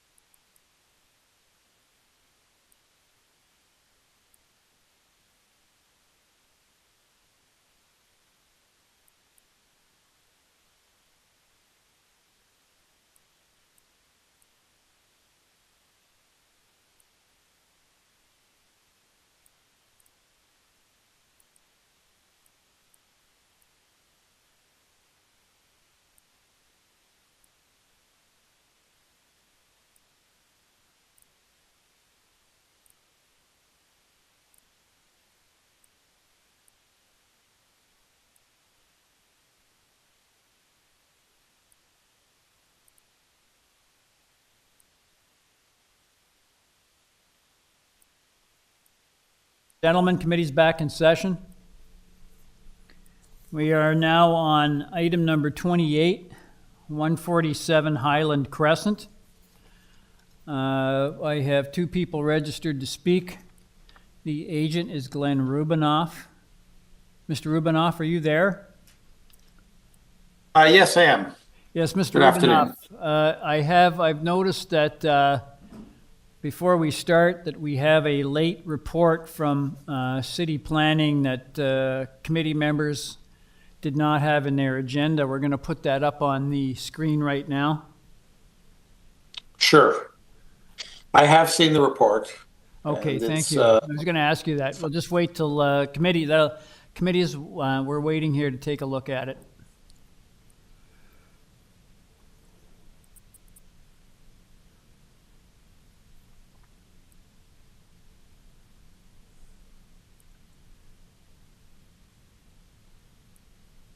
Okay, we've got that there. Can we just go down to the comments section, Ms. Mazanowski?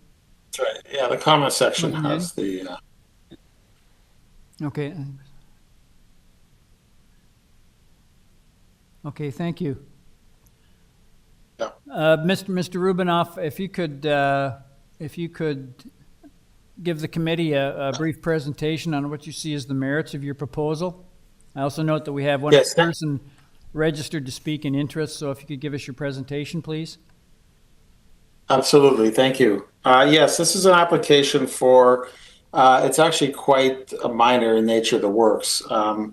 There's a building permit already in place for this house. What the applicant or the owner has requested is to excavate a concrete deck in the back as opposed to being unexcavated.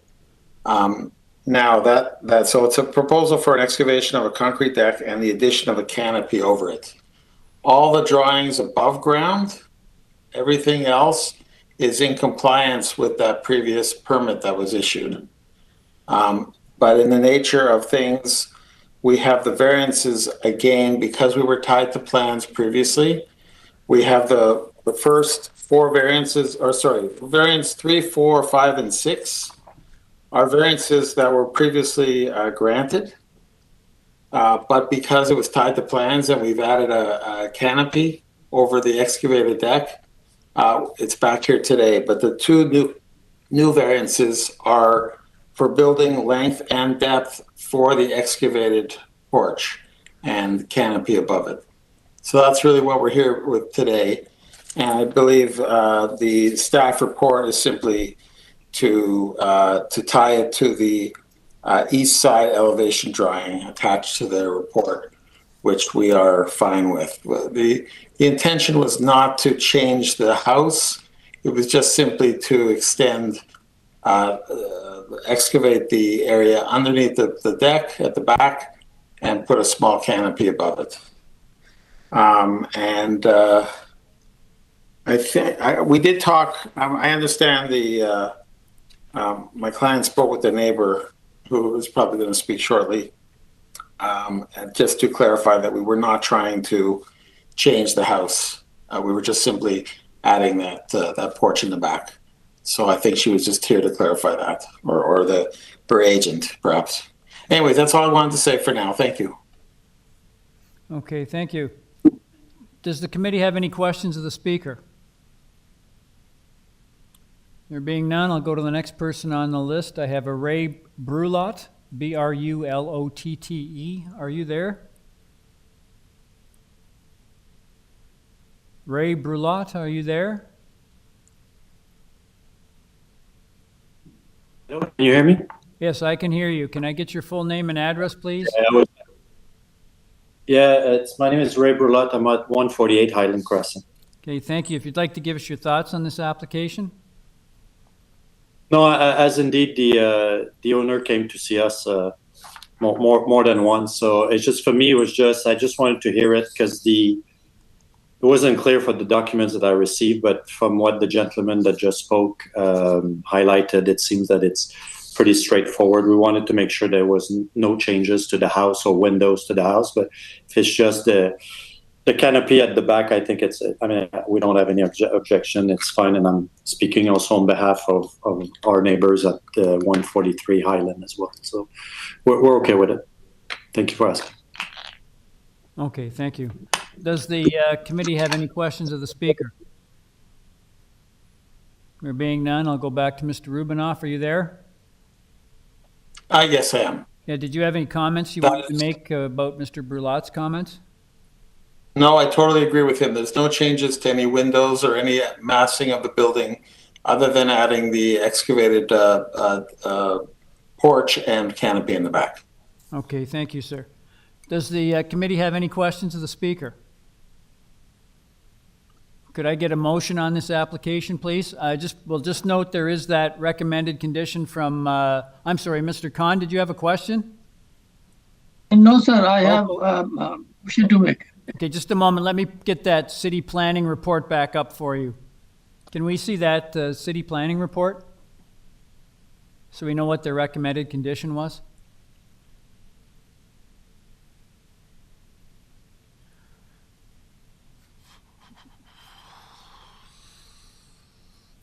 Yes, there it is, condition number 1. So that's the recommended condition from city planning. I'm sorry, Mr. Khan, you had a motion? Yes, sir, I do. There are 6 variances, and 2 to 6 are the same as they were approved previously. And only 1 and 2 are the new ones, and they are minor. So I move this application be approved, and subject to the condition that is contained in our staff recommendation. Okay, thank you. Does someone to second that motion?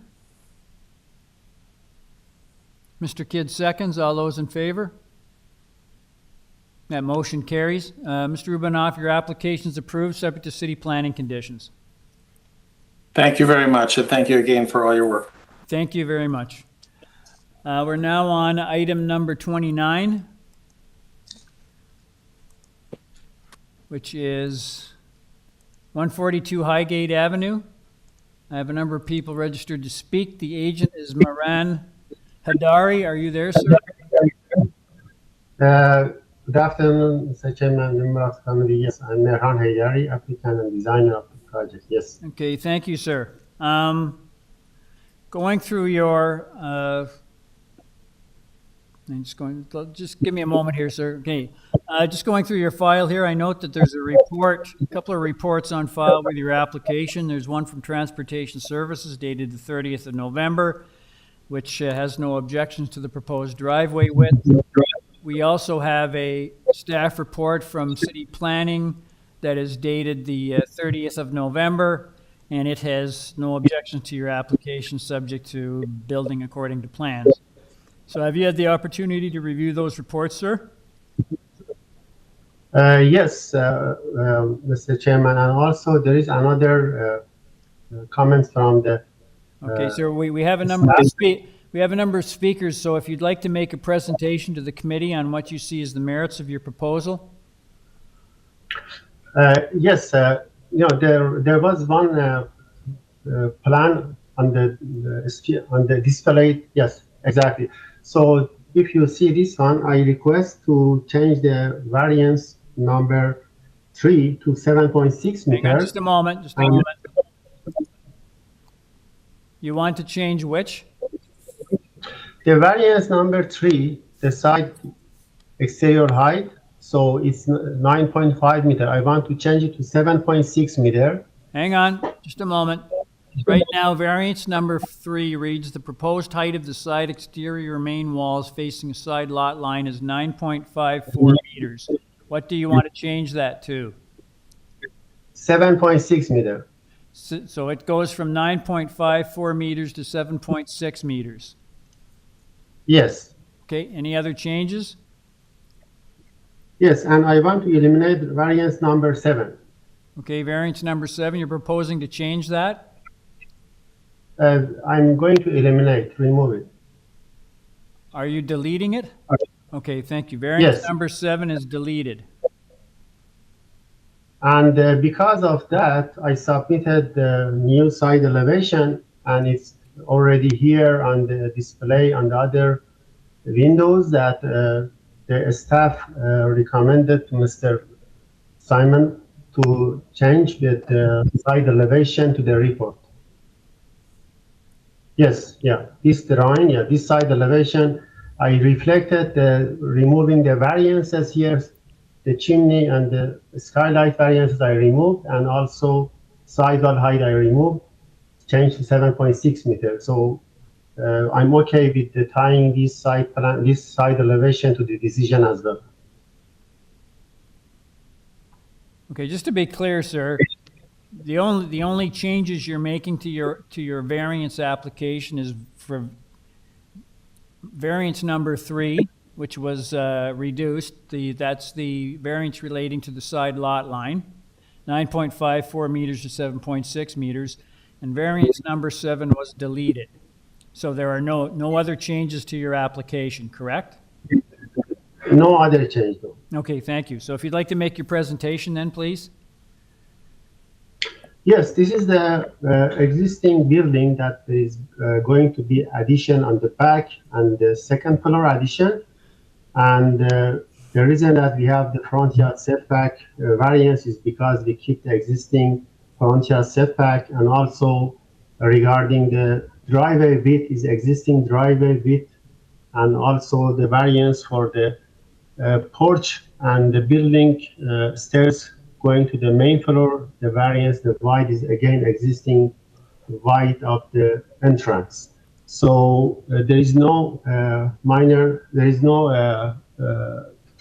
variance that is not meet with the criteria and the area. So everything is straightforward, and I'm more than happy to answer any question.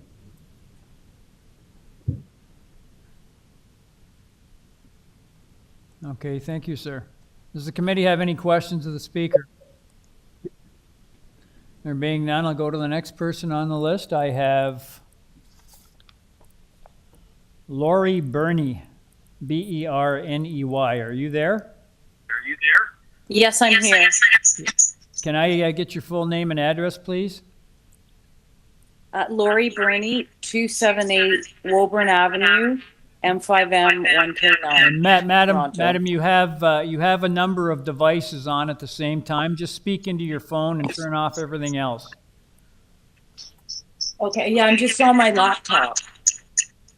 Okay, because we're picking up an echo, so you've got to turn off all your other devices. Just speak into your phone. Well, it's my laptop I am, but I don't have any other devices on. Lori, it says you're logged in twice into the meeting, so we need you to log off of one of them. Okay, hold on. See if I can do that.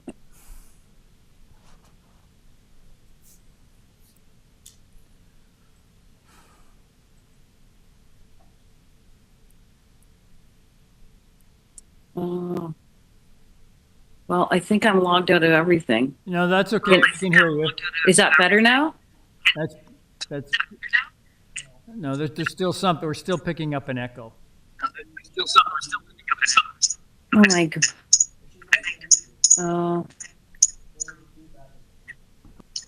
Lori, are you logged in? Are you watching the stream from YouTube?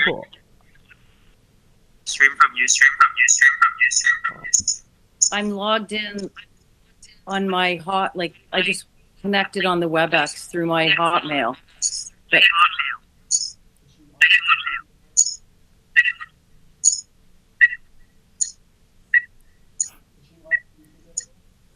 should I try and log in, connect again, and you go on to the next person? Please just connect all the household. Just connect with one device, not watching from YouTube or any other devices, because we are having trouble hearing you, and we have probably there is another person in your household just signed in.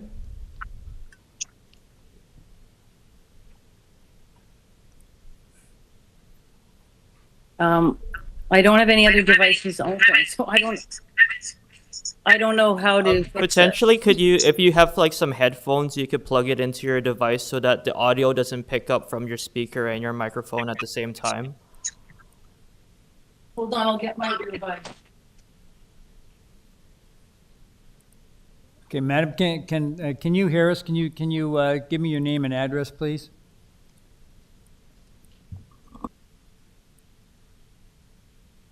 Did she log out? I'm just connecting to my earbuds. Hold on. Well, we'll have to come back to her. Yeah, come back to me. Okay, we'll come back to you. We'll go to the, we'll move ahead a couple here. I have Yvonne or Christine Jeldsen. Kjeldsen.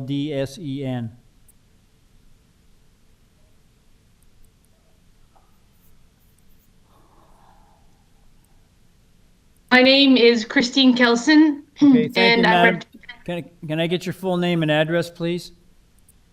Christine Kelson at 136 Highgate Avenue. Okay, thank you. If you'd like to give us your thoughts on this application. Yes, thank you for allowing me to speak. There's been a number of issues with this neighbor. There's been a lack of communication from the start. In the spring, he knocked on our door asking if he could remove our tree, which I think is deemed a walnut tree, black walnut tree. And we said no. And then he proceeded to damage the tree when they were digging next door with an underpinning permit when they didn't have the correct permit to build a second story. And he showed no plans with us. The only time we found out about the plans were when we received the notice from yourself. So there's been a complete lack of communication.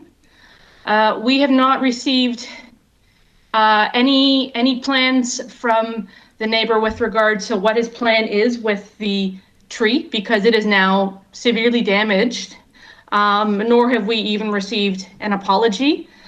So that aside, we do have a concern with Plan 2 on the notice. The minimum required front yard setback, they have 9.405 and the proposed is 7.68 meters. Building so close to the street level, it's the same level of our entrance, and there's a lack of privacy between our entrance and their entrance. So that is our concern. Also, I would like to know the height of the porch in the backyard, how high it comes off the ground. Because this very same developer, Mehran Hidari, built the house on the other side of us as well. And he built a porch that is quite high off the ground, and also damaged our boundary tree when he built very close to our property line, also exceeding the variance at the time, which we had objected to, and you granted him you approved the plans that he put forward. So those are my concerns with regards to what is his plan for the tree. It is now damaged. And also issue number 2 with the front yard setback, and with regards to the porch, how high it comes up off the ground, because there's no privacy between our property and the other property. When it's so high up off the ground, they can view into our lot with ease. And so we would like those issues addressed. Okay, Thank you. Does the committee have any questions of the speaker?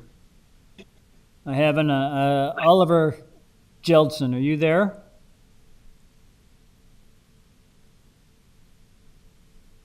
Oliver Hello? Jeldsen, are you there? Can you hear me? Yes, I can hear you.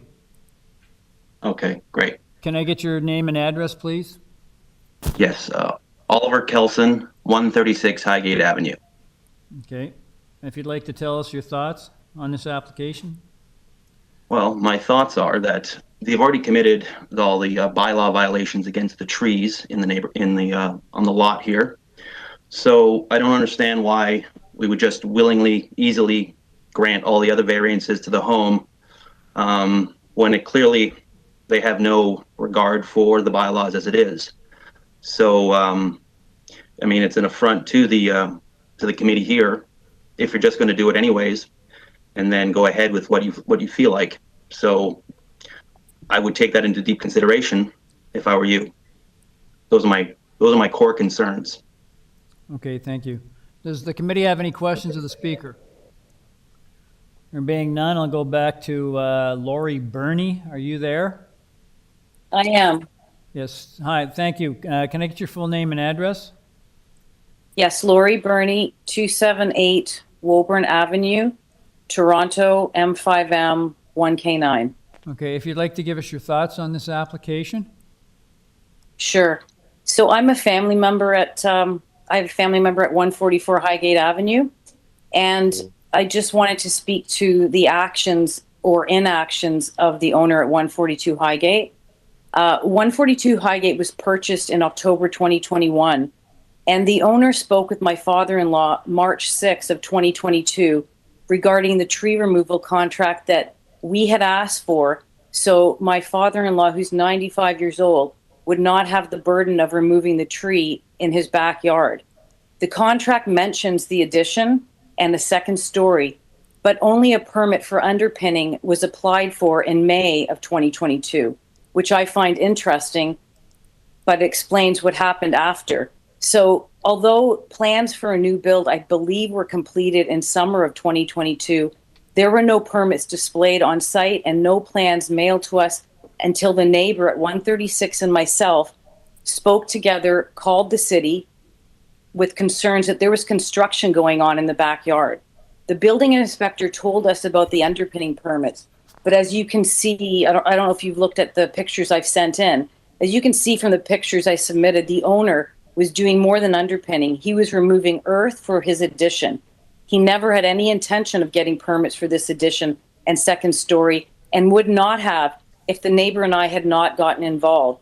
He applied for his permits in October, only after the neighbor and I had contacted the city and got a building inspector out there. By this time, he had killed trees on 136, and he's dug a massive hole in the back of 142. As well, the Ministry of Labor was on site at least twice that we know of, and I have been unable to get any information from the city. Madam, Yes. that's good filler, but can you focus on the variances that he's asking for? Because that's not really germane. We need information about the variances. Okay, my husband is speaking next on the variances. I just want to give you a full picture of what's going on in this site.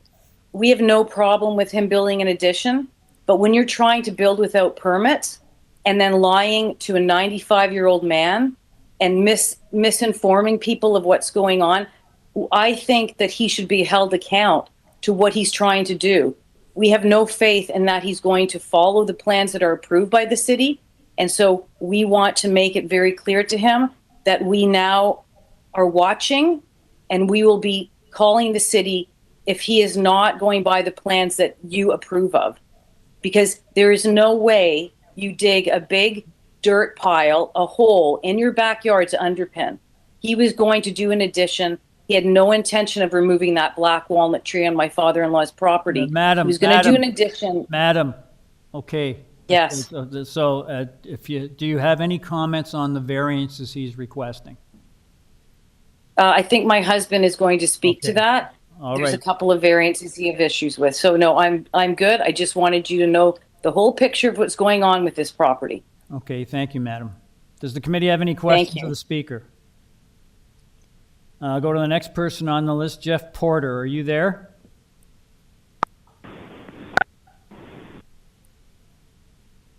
Jeff Porter, are you there?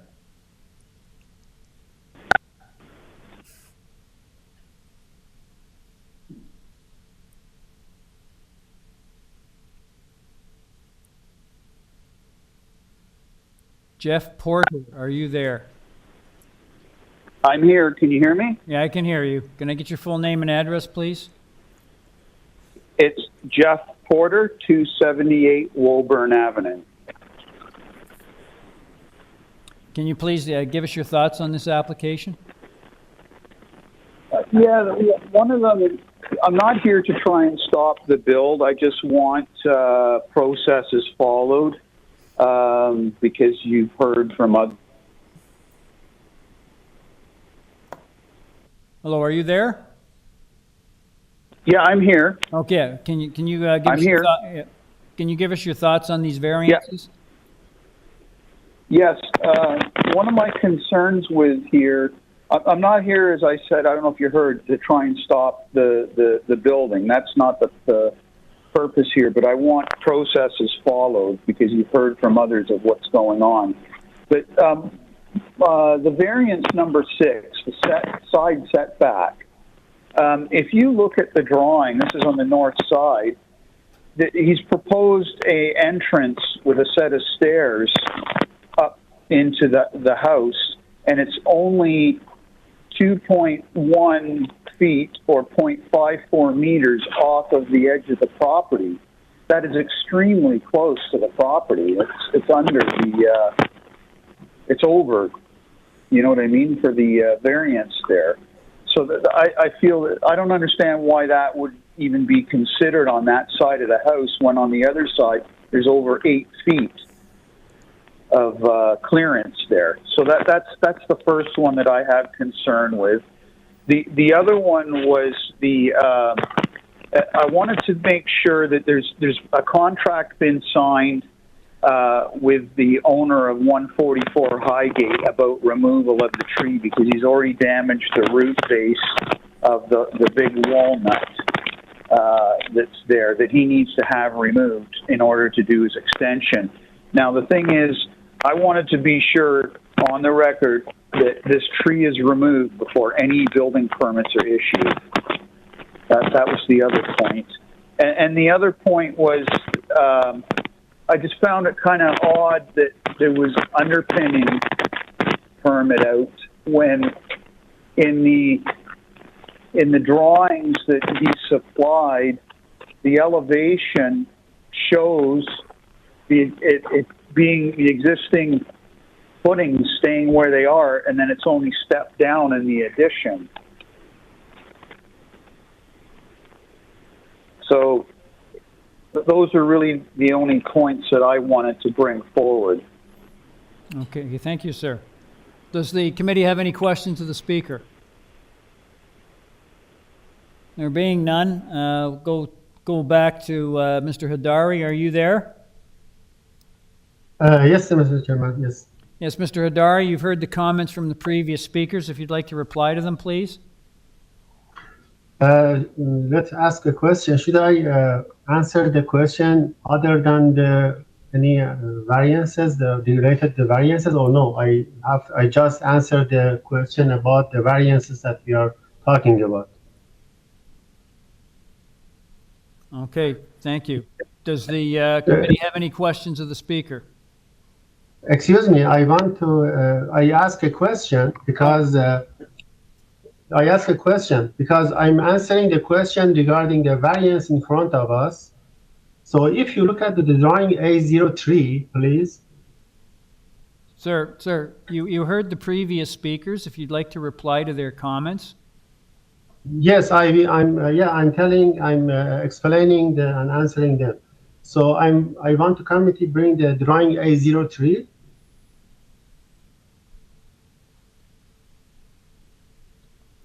Yeah, if you look at the dark walls that is in the drawing, existing wall that we keep on the main floor is clear here, and addition, it's the thinner line in the back, and you see on the left hand in the south side we have the addition straight with the existing wall, and the bylaw on the south elevation, south side setback is 1.8 meter, and what we have right now is 2.26 meter. It means we are not exceeding existing condition that we could because of the bylaw is 1.8 meter. And the other side, we have the existing wall on the main floor that is addition, so we don't have anything to work with. And if you look at the drawing A04, the second floor, the next page. So yeah, here, if you see the second floor addition that we have, we are not continuing the wall on the north side, and we push back the building to match with the bylaw. So it means the only variance that we have is the technical variance for the side yard that is existing. And also about the deck, one of the question and concern about the neighbors was the deck height in the back. If you see the deck height in the back, so it's 10179, that is 5 step up, and we don't have the variance for the deck on the back. And all the variances that we have here, other than the height that I removed the variance for and changed to 7.6 meter, so it's base match with the bylaw and is technical variance that we have because the existing building on the lot.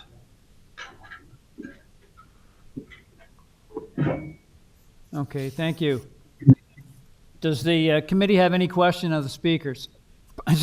Committee have any question of the speaker? There being none, just note, if I could get a motion on this revised application, please. Please note that variance number 3 has been revised. The side exterior main walls facing a side lot line is 9.54 meters. That's been reduced to 7.6 meters. And variance number 7 under the old North York bylaw regarding the permitted building height of by 1.67 meters, that variance has been deleted. So if I could get a motion on the revised application, please.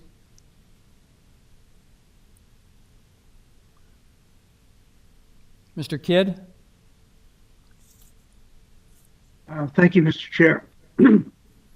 I've listened closely to the comments from the neighbors, and they are concerning. However, they don't seem to pertain directly to the requested variance that we're dealing with today. And as a result, I'm going to follow the planning staff report, which recommends the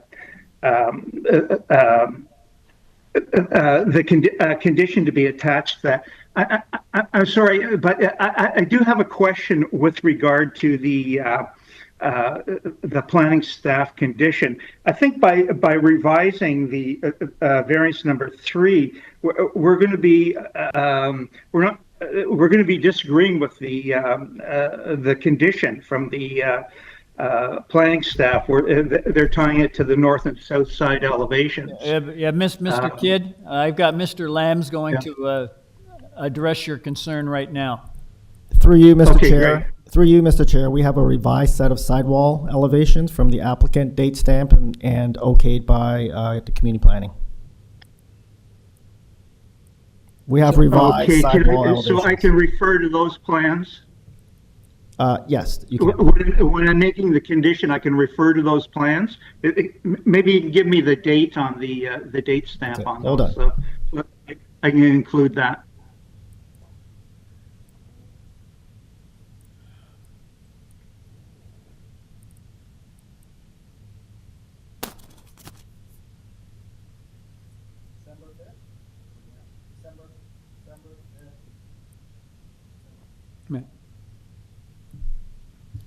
Their date stamp December 5th. Oh, Yeah, okay. You should be able to see it. Thank you. Is that it? Yeah, I see that there. Great. Thank you. No problem. So yes, I'd like to put forward a motion to accept the revised application, subject to planning staff condition that the proposal be developed substantially in accordance with the north and south side elevation drawings as amended on December the 5th, 2022. Great, thank you, Mr. Kidd. Someone to second that motion?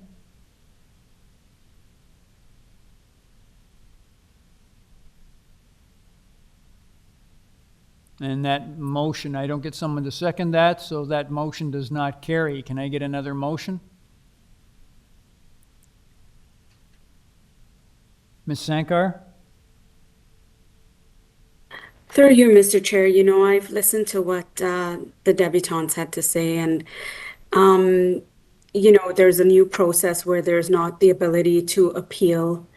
And some of that, while being it is concerning, I take that into consideration of how this actually was developed. And I saw that the applicant did not even go ahead to address any of this, even with like proof and evidence that has been shown. And I believe that if we have to look at the 4 tests as well, we have to see how this was actually started. And given there's no appeal process at this time, I'm going to be very careful in my consideration. I don't feel good about this application. And for that reason, I don't believe it is minor. And I don't believe it does fit the 4 tests exactly, maybe a couple, but not all.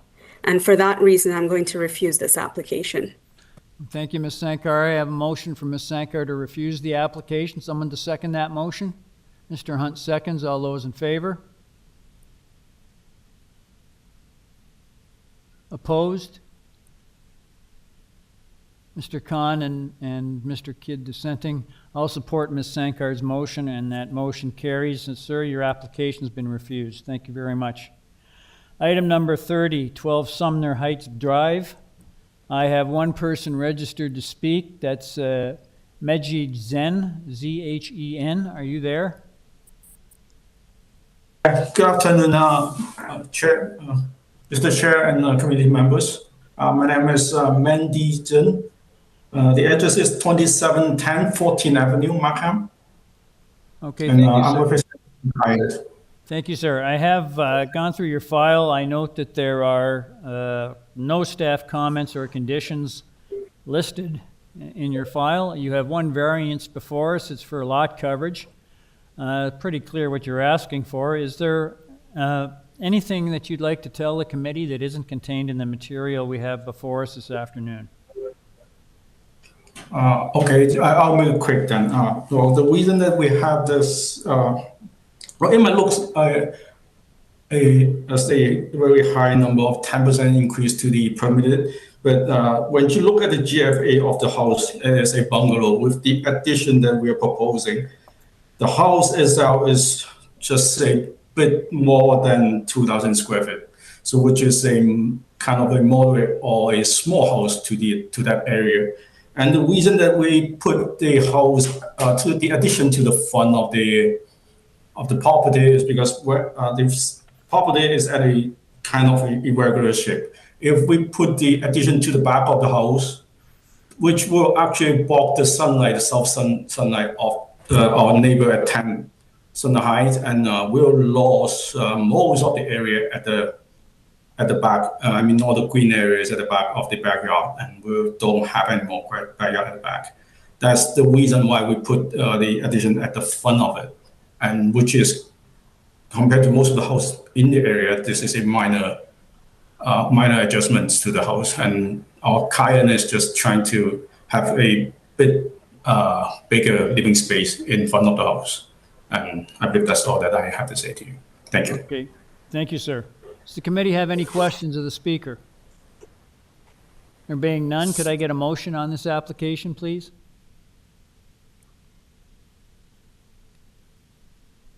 Ms. Sankar? Yeah, through you, Mr. Chair. In this application, I don't see anything that sticks out that alarms me. And for that reason, I'm going to put forward a motion to approve this application as I believe it meets the 4 tests and is self-explanatory. Thank you. Ms. Sankar. Someone to second that? Mr. Khan seconds. All those in favor? That motion carries unanimously. Sir, your application has been unanimously approved without condition. Thank you very much, sir. Thank you. Thank you. We're now on item number 31, which is 87 Harlandale Avenue. I have one person registered to speak. That's Duong Huan Lee, Lee. Are you there? Mr. Lee, are you there?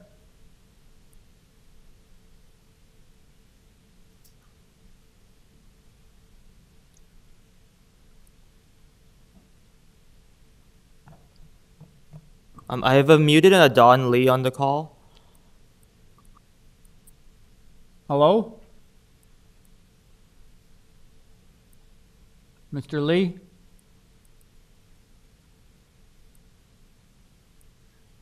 Mr. Chair, we'll have to come back to this one. We'll go to item number 30. We'll skip ahead to item number 32, 83 Princess Avenue. I have 3 people registered to speak. Actually, looks like 4. I have the agent, Matthew Fung. Are you there, sir?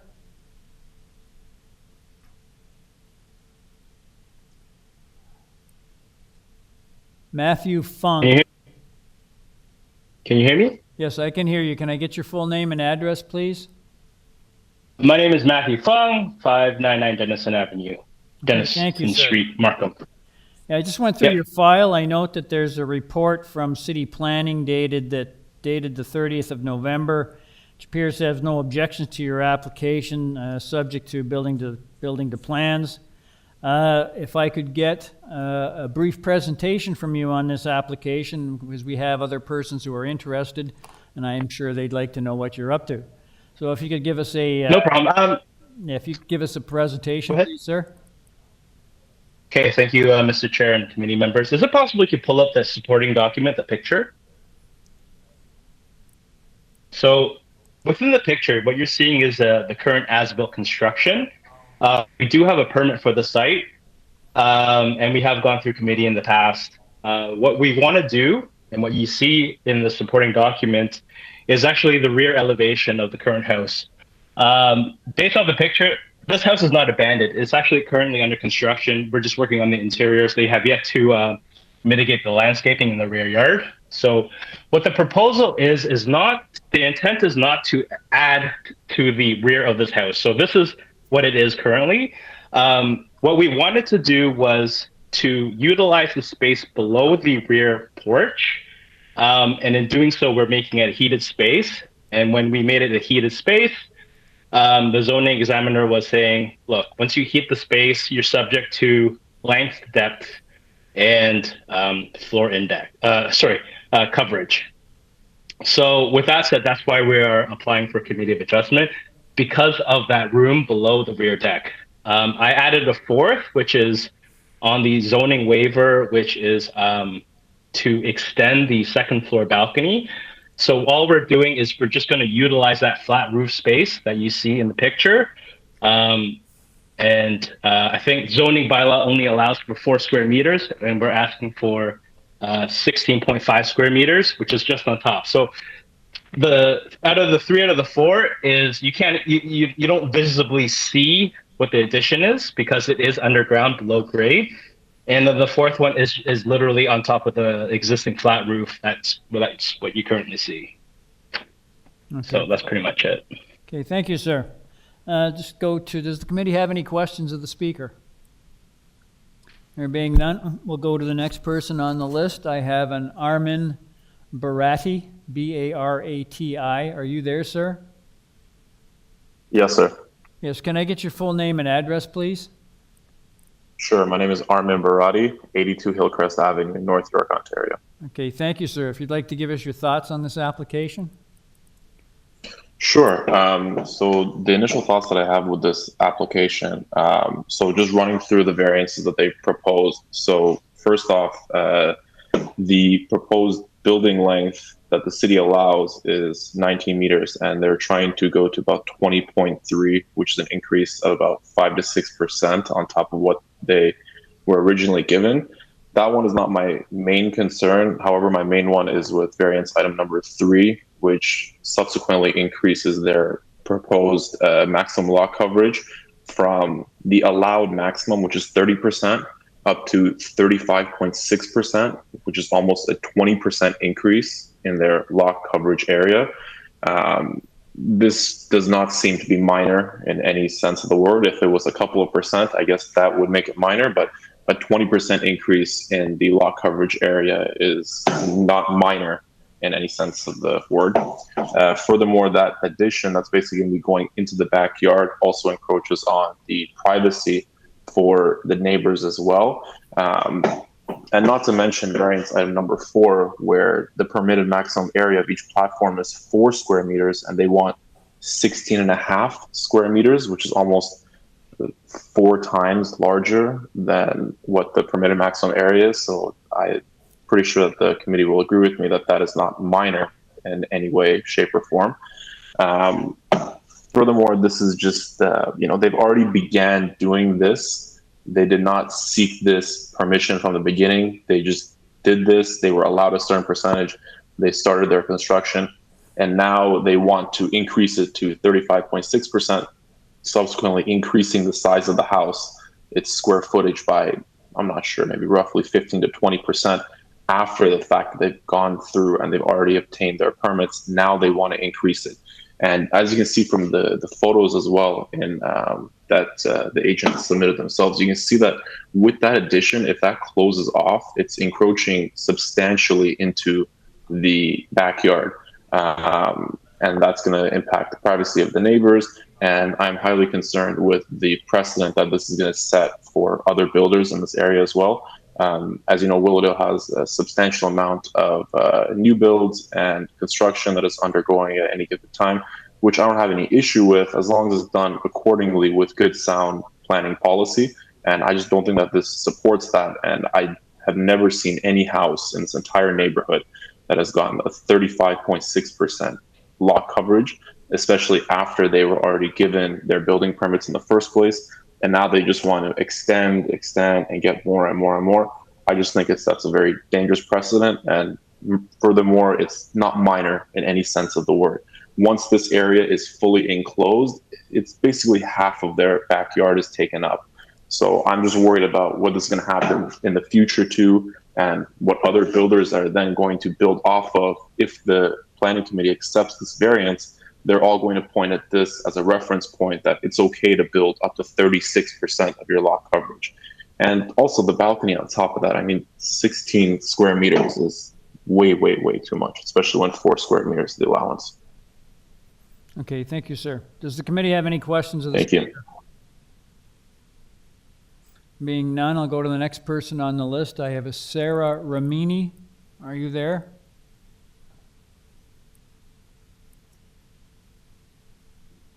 Sarah Ramini, are you there? Yes, I'm here. Yes, can I get your full name and address, please? Sarah Romani, and address is 328 Locke Street South, Hamilton. Okay, thank you. If you'd like to give us your thoughts on this application. Yes, we have, my husband owned a property on 90 Hillcrest, which is right in front of this proposed building. Because the tenant lives there, he didn't notify us of this mailing and this building. So my neighbor just called me last night, and so we just recently notified of this property. I'm very agree with whatever Mr. Barati was saying. First of all, the increase in the balcony is very big, is completely invade the privacy of our property, 90 Hillcrest, as well as the increase in their lot property is also very increased, which might further invade the privacy of our building. So yeah, that's all I have to say for now.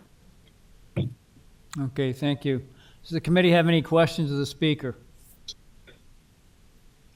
There being none, next one speaker is Mohammed Matahiri, or Majahiri. Are you there? Yes, I am. Yes, can I get your full name and address, please? My name is Mohammed Mazahiri. My address is 86 Hillcrest. I'm south of this property, subject property 86 Kansas. And good afternoon, member of committee. So far, as an old builder, what I have seen when you apply to build a house or put anything from beginning, you apply to you go to committee of adjustment in case if you're asking for some extra coverage or height.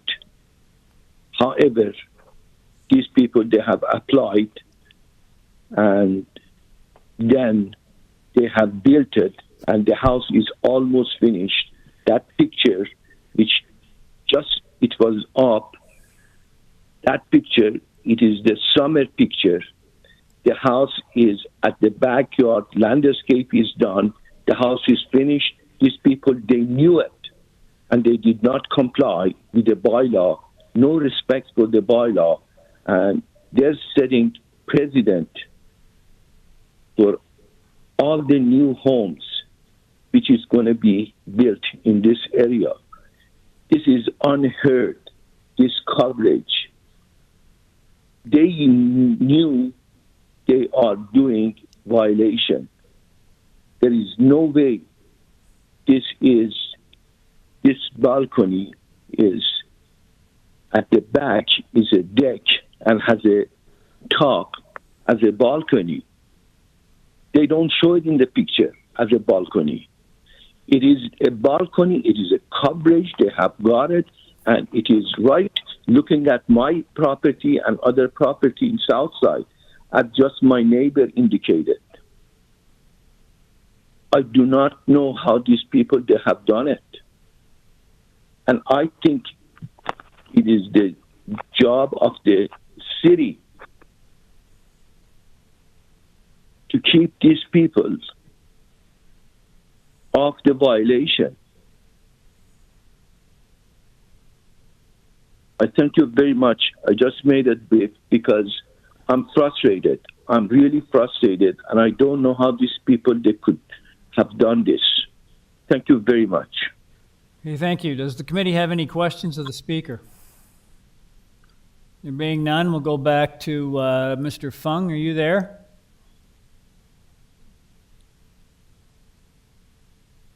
Yep. Yeah, Mr. Fung, Hello? you've heard the previous speakers, if you'd like to reply to them.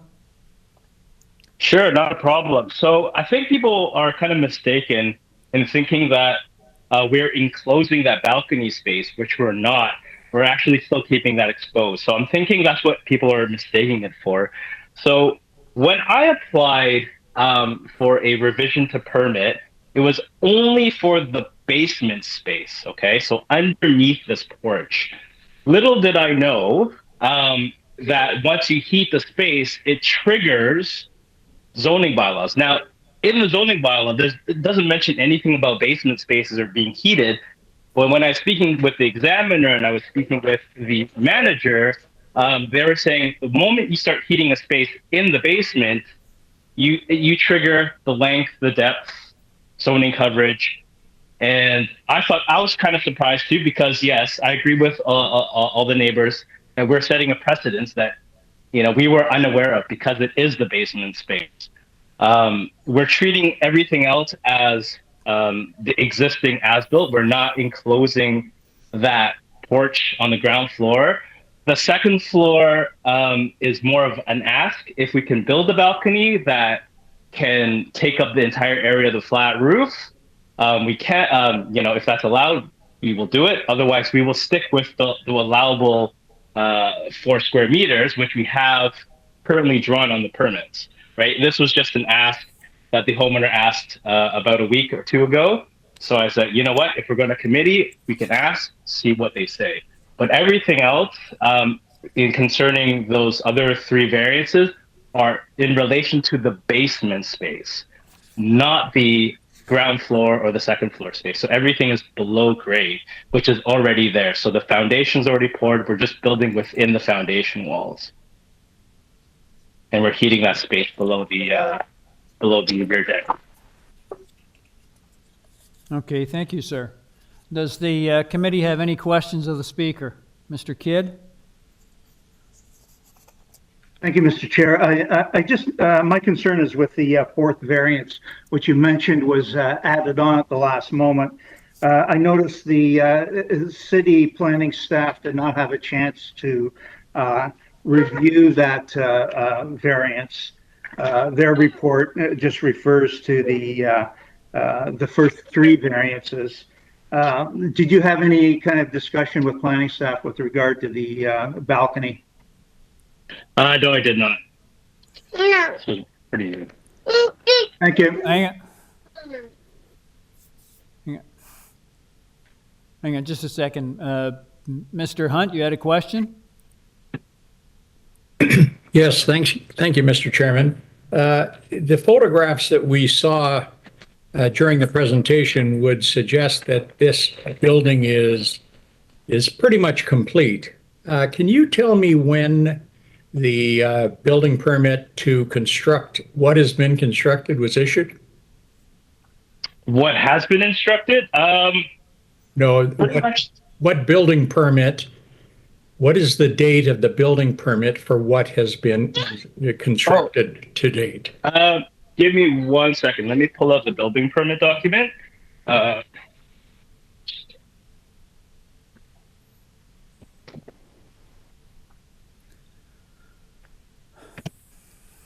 Let's look for the document.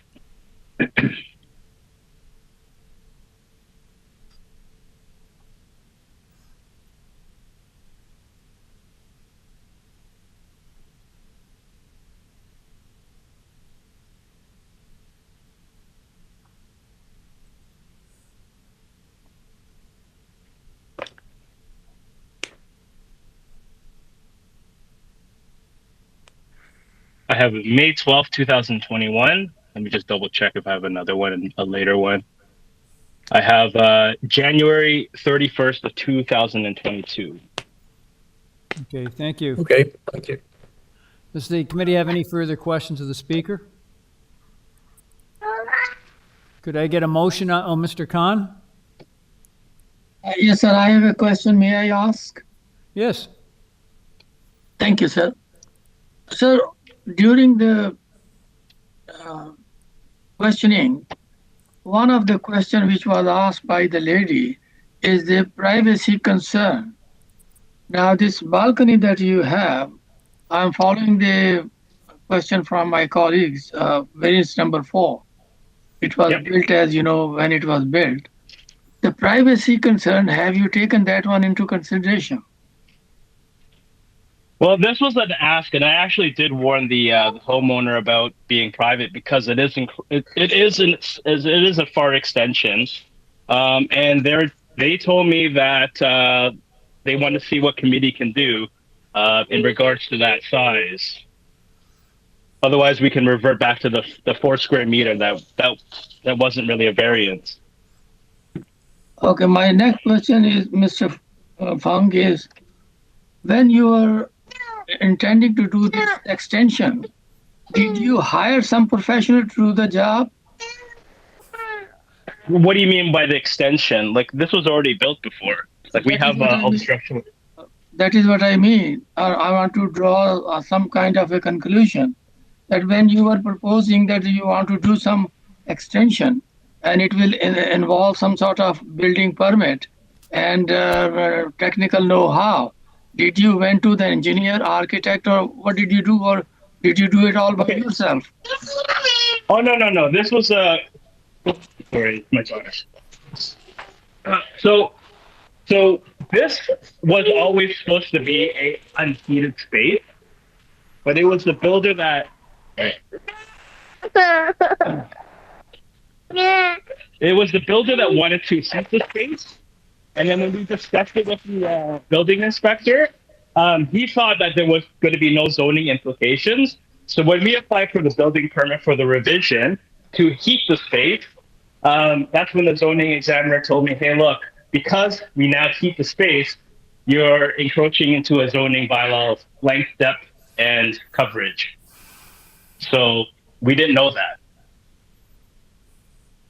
But everything is engineered to have a space below. That's what our building permit shows, is to have a unheated space that's sheltered. Okay, thank you. Anyhow, thank you. Any further questions of the speaker? There being none, could I get a motion on this application, please? Mr. Kidd? Thank you, Mr. Chair. I'm not comfortable with variance number 4. The fact that it's a very large increase in the from the allowable area, and it hasn't been reviewed by planning staff. So I'm going to put forward a motion to accept this application, but revise it to delete variance number 4. I want to make it subject to the planning staff condition that the proposal be constructed substantially in accordance with the west elevation drawing submitted to the Committee of Adjustment and attached as attachment 1 to this their planning staff report dated November 30th.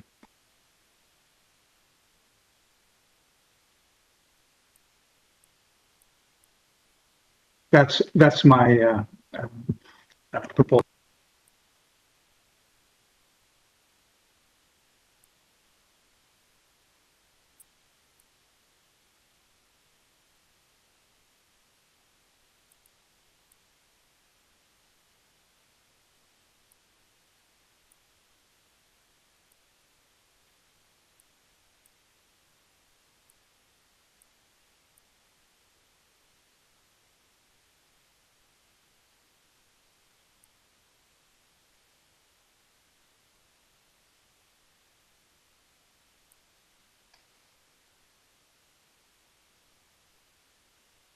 We are currently experiencing difficulties with the mic. Staff is just currently replacing the battery with it. Okay, thank you.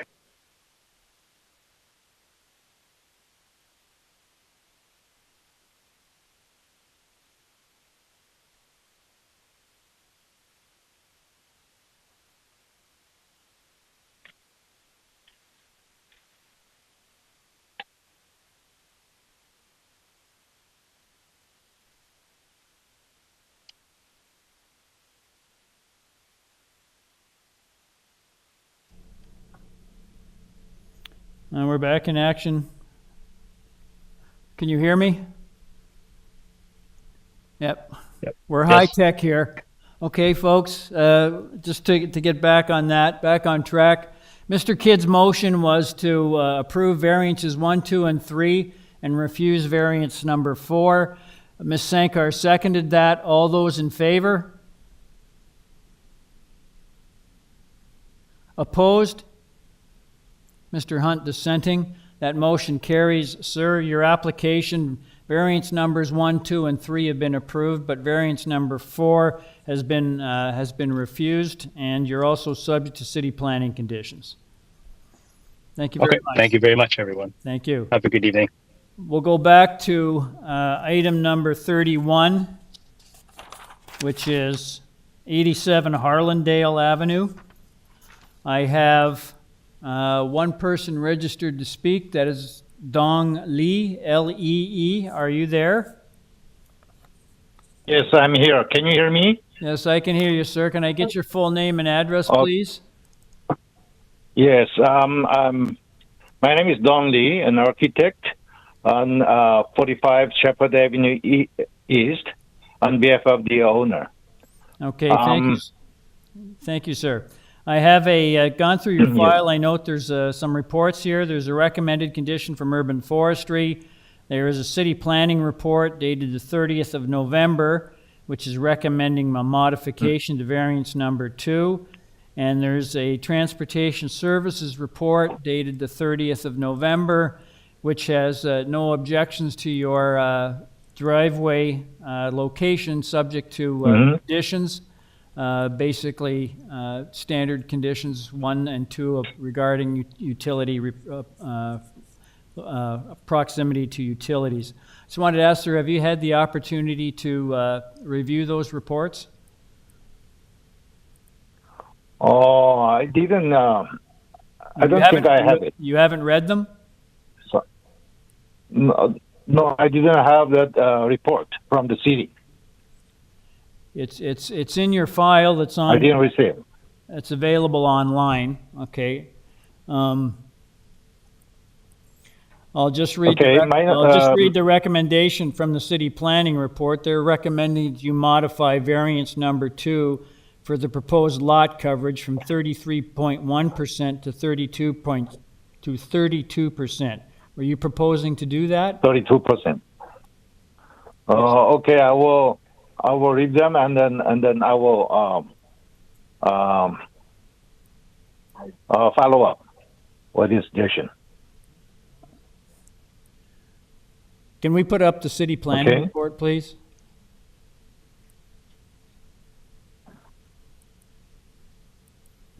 Staff is currently we're getting the report right now to show on the screen.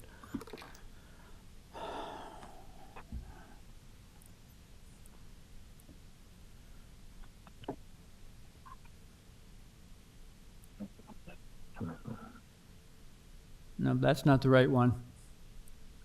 That's 164 Litton.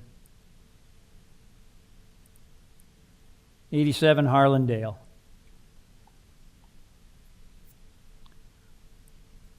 There's different one. Item number 30.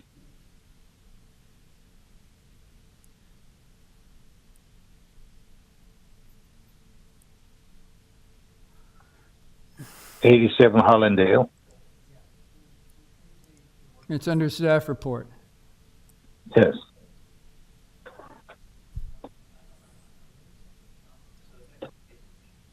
Yes.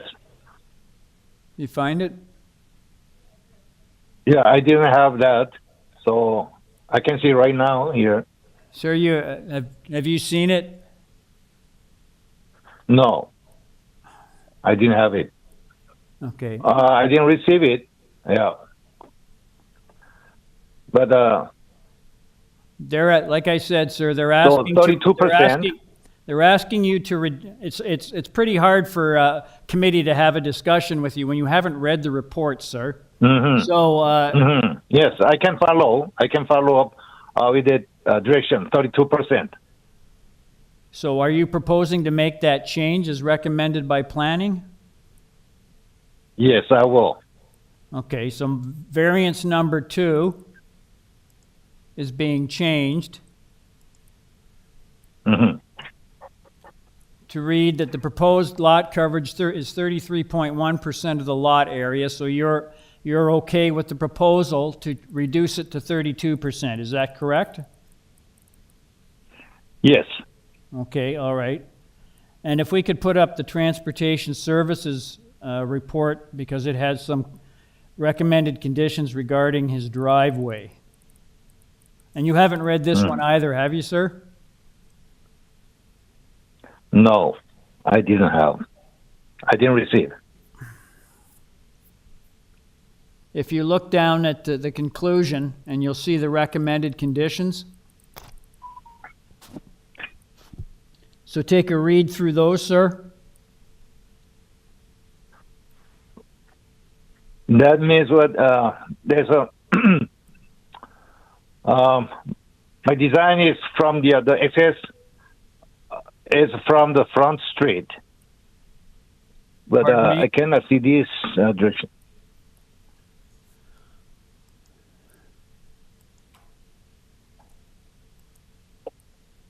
What is this direction for? The entrance is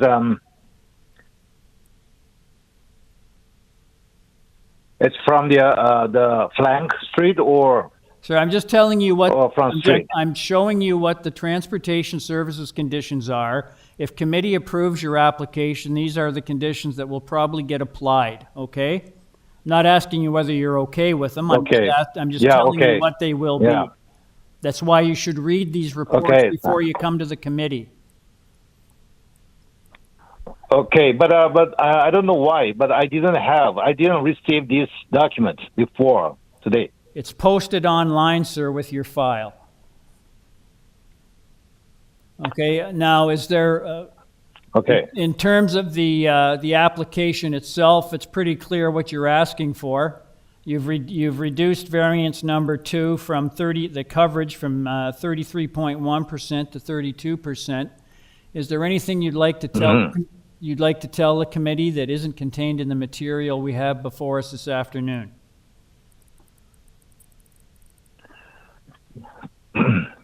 Yes, okay.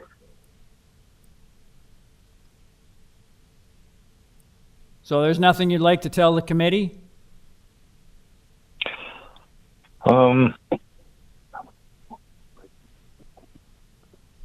Yeah, that's all. Thank you. Okay, thank you. Does the committee have any questions of the speaker? Can I get a motion on this revised application, please? Mr. Hunt.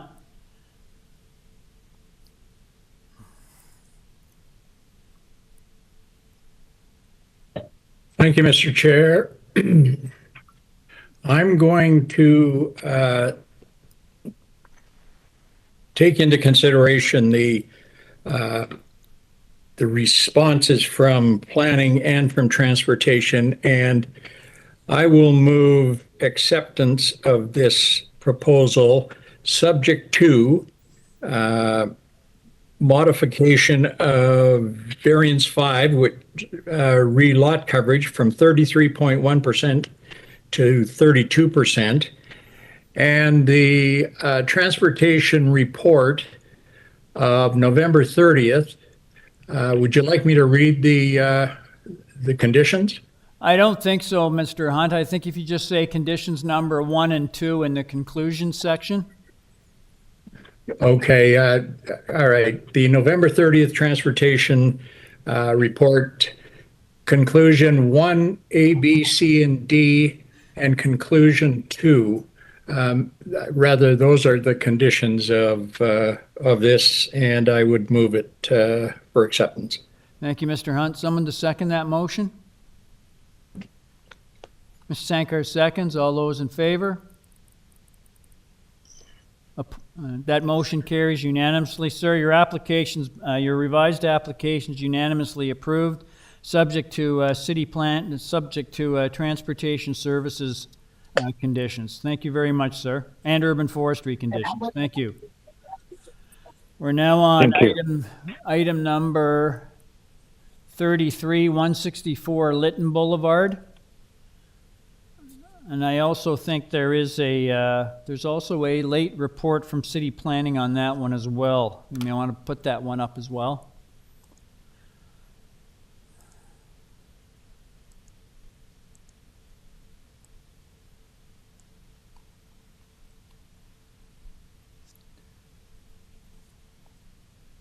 I have 3 people registered to speak. The agent is an Andrew Shields. Are you there, sir? Yes. Hello. Yes, Mr. Shields, can I get your full name and address, please? Yes, Andrew Shields. It's 317 King Street West, Toronto. Okay, thank you, sir. I'm just going through your file. I note there's a number of reports here. You can see the city planning report that's up there dated the 25th of November. There's a urban forestry recommended condition. There's also a report from the transportation services dated the 30th of November. And they're asking for that you defer the application so that they can obtain more information regarding the design of the depressed driveway. I just wanted to ask, sir, did you want to defer your application to discuss it with them, or would you like your application heard today? We've actually had follow-up discussions with the transportation, and there should be correspondence within the file where transportation have confirmed that they're okay with the driveway as designed. Okay, well, we'll see if we can find it, but because we have other persons here registered I to speak. think this is out on the screen right now. Yeah. Sorry. If you'd like to give us a brief presentation on what you see as the merits of your proposal. Yes, absolutely. If staff wouldn't mind putting up, we have a presentation that was submitted.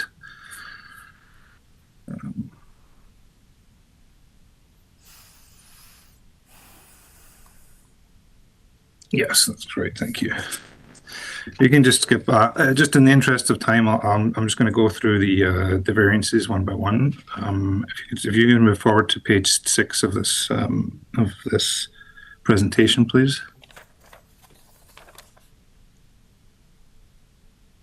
I'll start here, actually, page 5. So we're requesting 5 variances for the application today. 2 of which are really related to the same item, which is height and for a flat roof design. One is for the FSI of the building. There's a further one for a front balcony on the 3rd floor, and a final one for a driveway which has a depression into the site. Variance number 1, if you could just go down to the next page, please. So this is for the height of the building. And what we'd just like to point out here is that the proposed building is actually lower in height than that of the neighbouring buildings, which can be seen from the red dashed line highlighted at the top right of the page. It's also in line with the height of the existing building, which can be seen with the blue dashed outline, which has been drawn over top of the proposed elevation. We had discussions with planning about this proposal. And they had confirmed that the city planning would be okay with the height if it was kept to the 10-meter limit, which is the limit for a pitched roof design, and is also the limit under the previous bylaw for any building design. So the height has been set at 9.95 meters to comply with both of those. And so really the only reason that the height variance kicks in here is because this is considered a flat roof design as opposed to a pitched roof design. And I'll talk a little bit about that further on in the subsequent variance. If we can just move on to the next one, which is a variance for the FSI. We're proposing an FSI of 0.8 times. Again, we had discussions with city planning about this, and they've confirmed that they had no objections based on other approvals in the area. And we looked at this as well, and we set our FSI based on what has been approved elsewhere in the area recently. Variance number 3 would be for the area of the platform on the 2nd floor. The platform is at the front of the building, therefore it faces onto the boulevard and not onto the rear of neighbouring yards. So we feel like this minimizes any privacy concerns by having it located at the front of the building. And the size is really just determined by the design and massing of the building, which is why the variance is required there.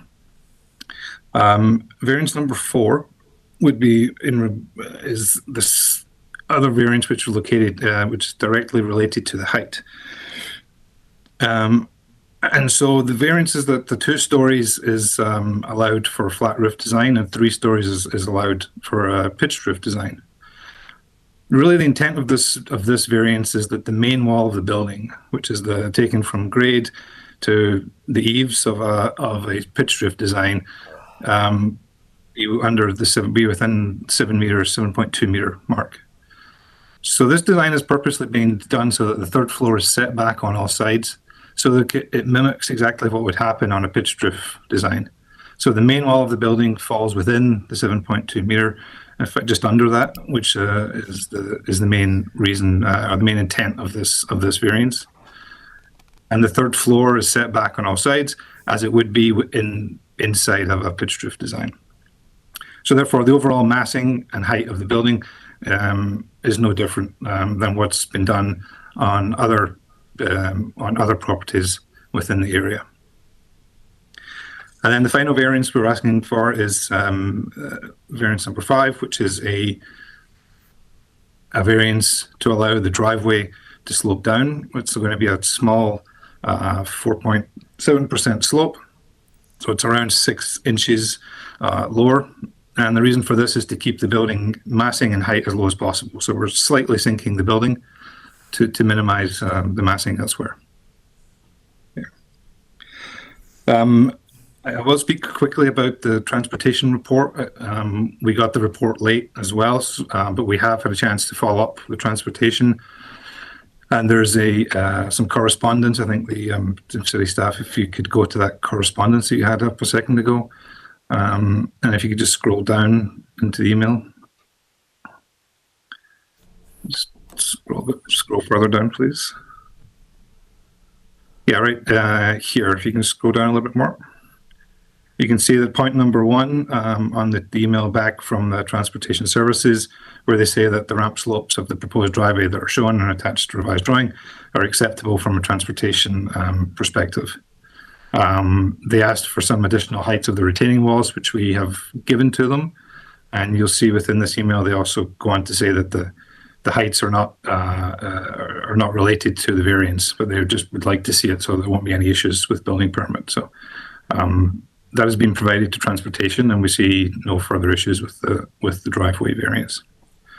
One final point, I realize I'm almost out of time, but the original zoning review contains 6 variances. That has since been revised. A new zoning certificate has been provided showing 5 variances. Number 6 has been taken away. That was just due to a calculation error from the zoning examiner. So there is actually 5 variances being applied for here and not 6. Okay, thank you, sir. We also have, sorry, just I think I'm out of time. We have spoke to the neighbours as well, and we have a series of letters of support, including the neighbours on either side of the building. Does the, pardon me? No, you did, sir. You didn't remove any variances, did you? You're not proposing? There was variance number 6 within this original zoning certificate. There's actually a new zoning review that was uploaded to the site, which has removed number 6. So this variance number 6 is not required. That was just a miscalculation from the. Okay, so let's just be. I wish you had said that at the start. So variance number 6, which is under the old City of Toronto bylaw 43886, that's the height of 10.46 meters. That variance is no longer needed. Is that what you're saying? That's correct, yes. Okay, so it's been deleted. Correct. Okay, thank you. But there are no other changes? No other changes. Okay, thank you. Does the committee have any questions of the speaker? There being none, I'll go to the next person on the list. I have a Catherine Bertram. Are you there? Mr. Chair, I do not see a Catherine on the call. Okay, I'll take her off the list. Next person is a Jonas Moretsky. Are you there? I'm here. Yes. Can I get your full name and address, please? Yeah. It's 160, Jonas Moretsky, 168 Litton Boulevard, Toronto, Ontario. Okay, thank you. If you'd like to give us your thoughts on this application. Yeah, I mean, I wrote a letter to you guys with my thoughts. I mean, really, it's just a matter of within reason, had they applied for, a maximum height of 8 feet instead of 9.95, which is the maximum, I would have had no problem with it. I listened to that gentleman speak about the fact that the house and the height and the size is going to be within continuity of what's in the area, and that's false. I mean, I've lived here 15 years, and I know for a fact that, buildings in maximum, there's a couple houses, yes, that have built in maximums, and those houses, by the way, that gave letters of support, those are the ones that really were overbuilt. I guess nobody objected to it or took issue with it. And they're actually number 78 Lit, which is, it's not anywhere close. It's not the neighbors on either side, because I'm actually one side over. I've got no understanding, nor do the neighbors behind or on either side, of what the shadow effect is going to be of having a flat roof home that goes up to 9.95 meters. Maybe that could have been something they included in their documents. There's been no thought process with respect to the land, not even the landscape, but the landscaping of the area or within the streetscape. As far as this platform above the second story, I would have no problem if someone came to me and said, I want a variance of from 4 to 6 meters, but you're asking for a variance of 300% of what you actually have in the bylaw. You're asking for a 38% increase in the height allowance on a flat roof. There's got to be some type of responsibility on your behalf in keeping these bylaws, in place and not just giving anyone carte blanche to just build. Even the permitted maximum floor space index of 0.35, if they want to go to 0.5, that's one thing. They want to go to 0.8. There's got to be some reasonability, and there's got to be something that keeps our Litton Park community, in the manner as it has been for the last 25 odd years. So. Okay, thank you, sir. Does the committee have any questions of the speaker? I'll go to the next person on the list. We don't have one. That's the last. We'll go back to Mr. Shields. Are you there? Yes, I am. Yeah, Mr. Shields, you heard the comments from Mr. Moretsky, if you'd like to reply. I would reply in terms of the floor space index. As I said, we looked at that carefully. We talked about it with city planning. We confirmed through email to us that they had no issues with it. We have other properties in the area, 110 Litton, 125, 122, 157, all approved and built with FSIs approaching 0.8 times. So I don't think there's anything proposed here that's different from what's been approved or built in the area. In terms of, there was a comment about no regard for landscaping or potentially overbuilding the site. We are not applying for any variances on landscaping. We're complying with all the requirements for front and rear landscaping. I think another important point is we're not applying for any variances for setbacks on either of the sides, the front or the rear of the building.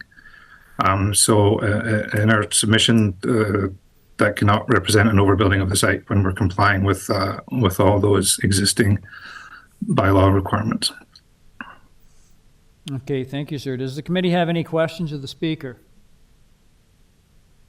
Okay, if I could get a motion on this application, please note that variance number 6, which is the old bylaw 438-86 from the former city of Toronto, that with regard to building height, variance number 6 has been deleted. It's no longer necessary.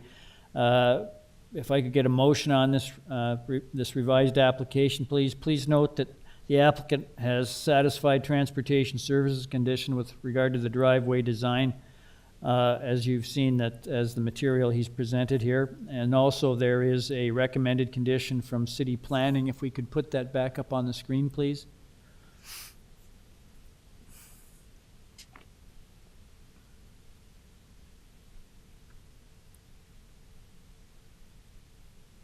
Yes, that's it. That's in bold. That's the recommended condition from city planning. If I could get a motion with regards to this revised application, please.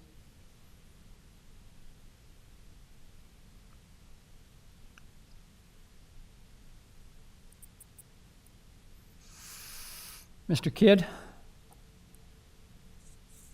Thank you, Mr. Chair. I accept the explanation provided by the agent with regard to this application. And I'd like to put forward a motion to accept the application as revised. I want to make it subject to forestry condition and subject to planning staff condition that there be a Toronto Water technical review and that the reverse slope driveway be subject to approval by Toronto Water. And that was set out by planning staff in the report November 25th. Okay, thank you very much, Mr. Kidd. Someone to second that motion?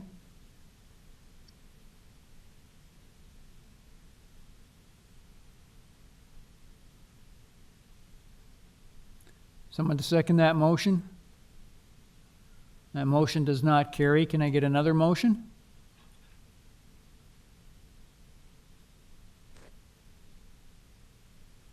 Through you, Mr. Chair. Okay, yeah, thank you. I've listened carefully to the explanations provided by the agent, and then of course from the neighbors, and also having done some review of this neighborhood as well. And I really don't think that all 4 tests meet with this application. And so I'm going to put forward a motion to refuse this application. Okay, I have a motion from Ms. Sankar to refuse the application. Someone to second that? Mr. Khan seconds that. All those in favor? Opposed? Mr. Kidd dissenting. That motion carries, sir. Your application has been refused. Thank you very much, sir. We are now on item number 34, 33 Ames Circle. And I note that I believe there is a late planning staff report. If we could put that up on the screen, please. I have three people registered to speak. The agent is a Joseph Mazzatelli. Are you there, sir? Yes, I am. Yes, Mr. Mazzatelli, just going through your file here, I note that the only comments we have are from City Planning and their report that's up on the screen here, which they appear to have no objections to your application subject to that condition, actually building according to plans. If you could give us a brief presentation on what you see as the merits of your proposal. Yes, thank you. The owners of this house have lived here for many years, and basically they're proposing a well-deserved rear addition to the kitchen. And keeping with the neighborhood, and also the variances are due to the fact that it's a bit of an odd-shaped lot. Our coverage is 32 instead of 30, and that's quite reasonable. And the rear yard setback is a little bit short. Most of Toronto, it's only 7.5 meters. Once again, we have the support of the planner. We have letters of support from all the surrounding neighbors, and we hope that you approve this. Okay, thank you, sir. Do you have, does committee have any questions of the speaker? There being none, I'll go back to the next person on the list. I have Shoshona Israel. Are you there? Shoshona is actually... I'm sorry. They're the owner. They're the owner. Yes. I'm sorry. I have Roberto Israel. Are they the owner?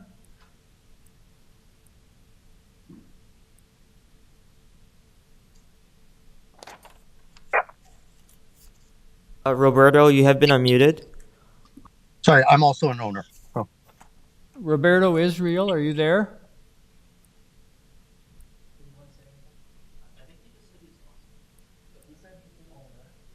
He's the owner, Mr. Chair. Oh, okay, they're the owner. Okay, thank you. I'm sorry. We don't have, okay, would you like to speak? Representing us. Would, Sorry, Joe is representing us. I'm okay. would you like to speak? Okay, all right, thank you. All right. I'll just ask, does the, let me start over here. We have two variances before us, one for coverage and one for rear yard setback. It's pretty clear what the applicant's asking for. Is there anything that you'd like to tell the committee that isn't contained in the material we have before us this afternoon? Yes, it's my opinion that this is a minor variance. Our variances are minor in nature and in figures, and we meet the 4 tests, and we hope that you support this. Okay, thank you. Does the committee have any questions of the speaker? There being none, just if I could put that city planning report back up so that the committee can see what their recommended condition would be.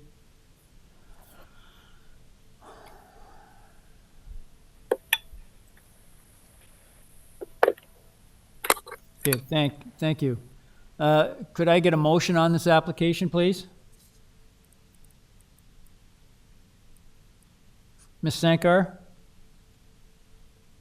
Yes, through you, Mr. Chair. I think that this application is pretty simple and self-explanatory. They've got support and no concerns from planning, transportation, or the staff report.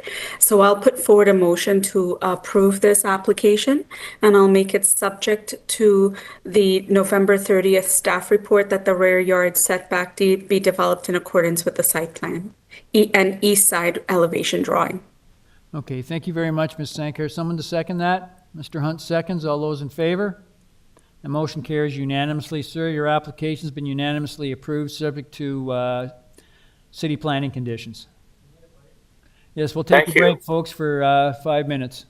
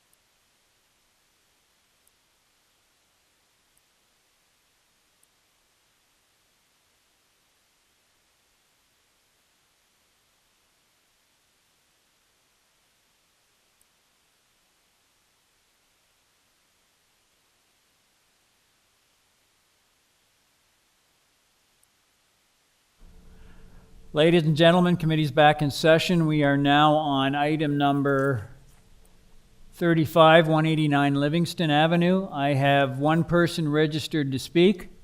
That is Eddie Perez. Are you there, sir? Good evening, Chairman and committee members. Name's Eddie Perez. I'm designer and here on behalf of the owner. Okay, thank you, Mr. Perez. I just went through your file. I note that there's a recommended condition from Urban Forestry, and then there's a report from Transportation Services dated the 30th of November, which has no objections to your application. Actually, they were recommending approval. So I'll just say, sir, if you had the opportunity to review those reports? Yes, I did. Thank you. Okay, thank you. And we're okay. I'm okay with them. Okay, thank you, sir. Just going through your file here, sir. It's pretty clear what you're asking for in the 6 variances that you have before us. I'm just going to ask, is there anything you'd like to tell the committee that isn't contained in the material we have before us this afternoon? Yeah, okay. I'll just as for item number 5, the height will be 5.58 meters, not 6 meters. Okay, so you're revising the applicant, you're revising variance number 5? Correct, to 5.58. Okay, so the proposed height of the ancillary building is 6.0 meters, and you're changing it to how much, sir? 5.58. 5.58 meters. Okay, thank you very much. Are there any other changes? And also, just a quick briefing of it. I went to committee February 25, 2021 for a garage which was 4 meters high. It was exact same size, exact same footprint. We're just adding an extra 1.58 to accommodate the garden suite because of we're right beside the LRT, and we feel that this is a good opportunity for our unit and for rental in the area. It's very needy in the area. Thank you. Okay, thank you very much, sir. And if I could, hang on, does the committee have any questions of the speaker? If I could get a motion on this revised application, please note that variance number 5 has been modified so that it reads the height of the building has been reduced from 6 meters to 5.58 meters. So if I could get a motion on the revised application, please.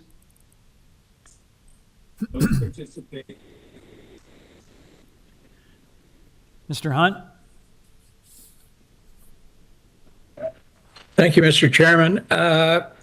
I believe this is a fairly straightforward application, and with the indication from the applicant that they are reducing the height, and given there have been no concerns from neighbors, I would move approval.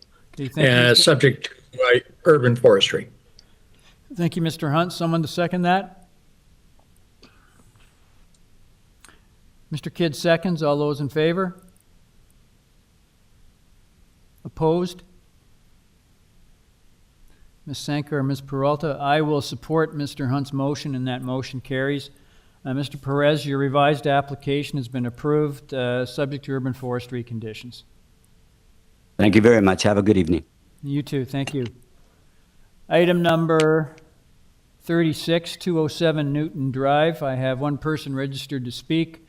That is the agent, Ida Evangelista. Are you there, madam? Yes, Mr. Chair, good evening. I am back. I would like to go through 207 Newton. Okay, thank you, I am aware of all the correspondence provided. Okay, thank you, madam. I've just gone through your file. I note that there's a number of reports here. There's a TRCA report of the 21st of November, Toronto Region Conservation Authority. They have no objections to your application. Ravine and Natural Features Protection Report dated the 28th of November. They have no recommended conditions, no objections. There's a recommended forestry condition, and then there's a city planning report dated the 30th of November that recommends a number of modifications, as well as a standard rider that you build according to the approved plans. So I just wanted to ask, madam, have you had the opportunity to review these reports? Yes, Mr. Chair. I have reviewed the reports. I would like to speak to you regarding the staff report. We are completely okay with tying the east and west side elevations to the drawings. However, I would like to explain to you why we are asking for a 1.2 meter side yard setback. Okay. So in this block, and as you see from the Toronto Region TRCA report, this particular block is in a TRCA regulated area of the Don River watershed. So the property in its entirety is in the watershed, regulated watershed area. Now, in this block, and I understand, staff's comments, which typically probably it would be on the north side of Newton, because on the south side, where this home is, and the adjacent homes, and even if you review the survey and the neighboring properties, everybody has a side yard setback of 1.2 meters. Right? And the reason being is because this is in a regulated zone, we need to have a long-term top of slope. So to have that long-term top of slope, we have to come way far away from that rear lot line. So we only have a certain, like a very small footprint to deal with.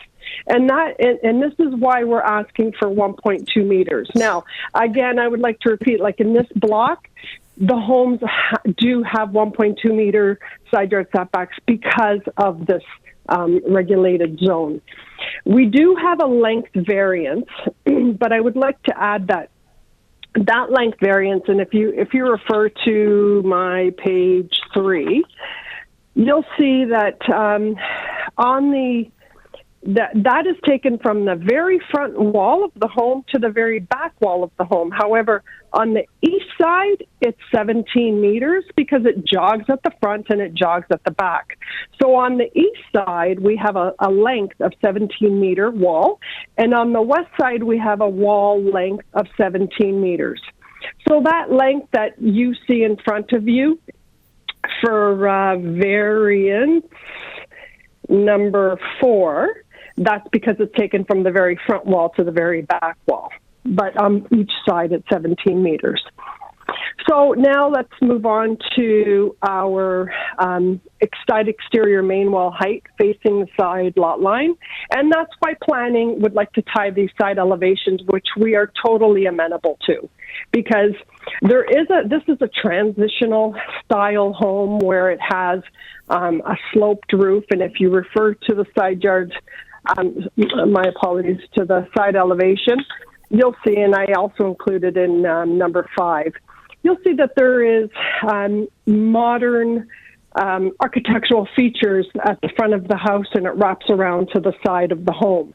And that's why we have that side elevation, and that's why planning would like to tie that, so that just that small portion at the front and a very small portion at the back is where it's flat. However, there is a sloped roof in the middle, and to the underside of that eaves trough is 7.50. So that just relates to that small flat portion. So I am open to any questions that you may have regarding this application, but with the greatest of respect, I would like to just keep those side yard setbacks at that 1.22 meter, just to allow the layout of this home on the footprint that TRCA has basically dictated on where we can position the house and how we can position the house. Okay, thank you, Madam. Just to emphasize, the side yard setbacks you're asking for are basically what's existing, and has existed. Correct. And has existed for many years. Correct. That is absolutely correct, Mr. Chair. And yes. Does the committee have any further questions of the speaker? Could I get a motion on this application, please?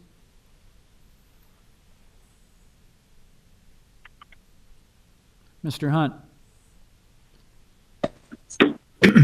Thank you, Mr. Chair.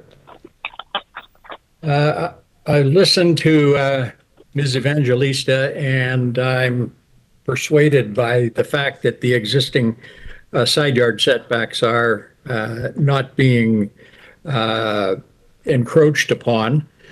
And so I would move approval of this subject to the following.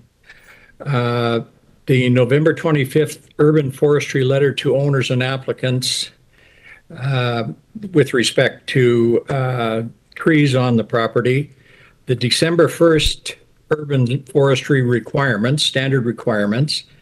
I would note the TRCA and RNFP, no objections.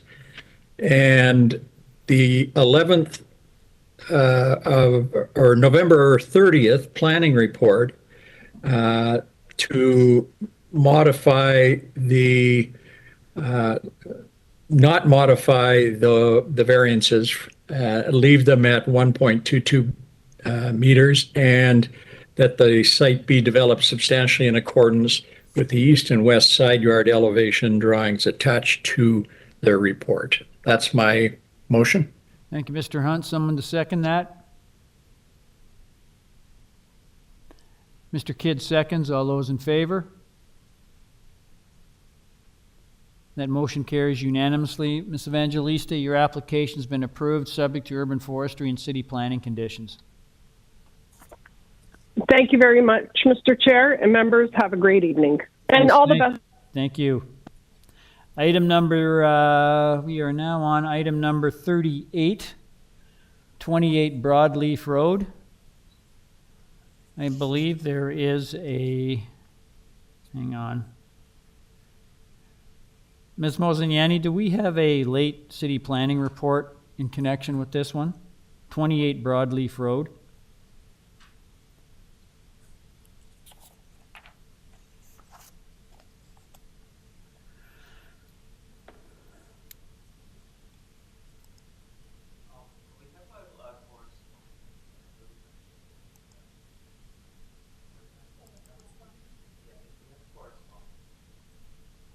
But we don't have a, hang on.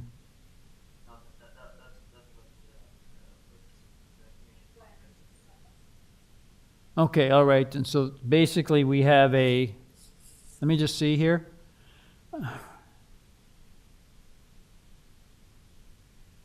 Okay, we have basically a no objection report, email comments from planning dated the 1st of December. Okay, thank you. If I could go to, I note that I have one person registered to speak on this particular application. The applicant is a gentleman named Lindsay Bruce. Are you there? Mr. Chair, I've been advised that Joel Tanner will be speaking instead of Lindsay Bruce for this application, and Joel has been unmuted. Okay, thank you. Can I get Hi your... there, Mr. Chair. Hello, can I get your full name and address, please?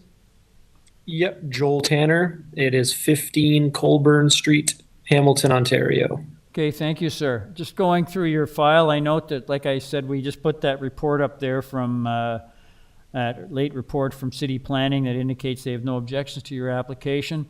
I note that you have two variances before us, one for rear yard setback and one for lot coverage. Just wanted to ask, sir, is there anything you'd like to tell the committee that isn't contained in the material we have before us this afternoon?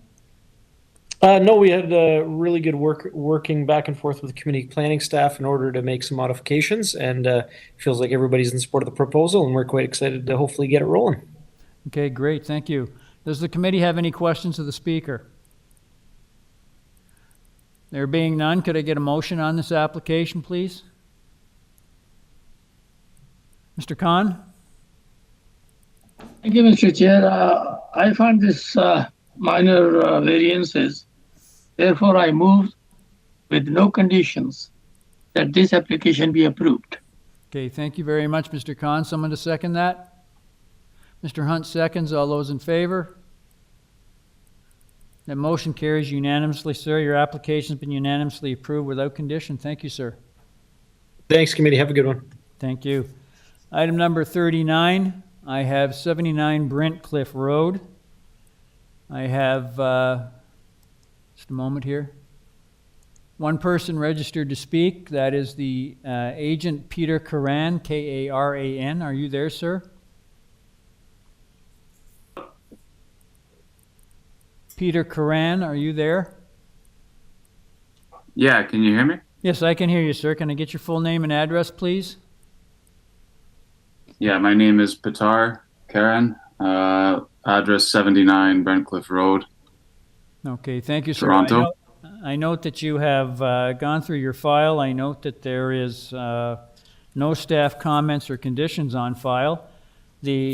I note that you have one variance before us for side yard setback. It's pretty clear what you're asking for. Is there anything you'd like to tell the committee that isn't contained in the material we have before us this afternoon? Just that in the general scope of the project at 79 Brentcliffe Road, this is the only variance that exists. Okay, thank you. For the property.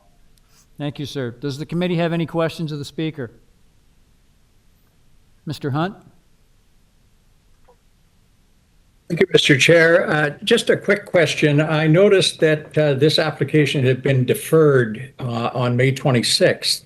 And I'm just wondering, since there's only one variance, what changes were made that required that deferral?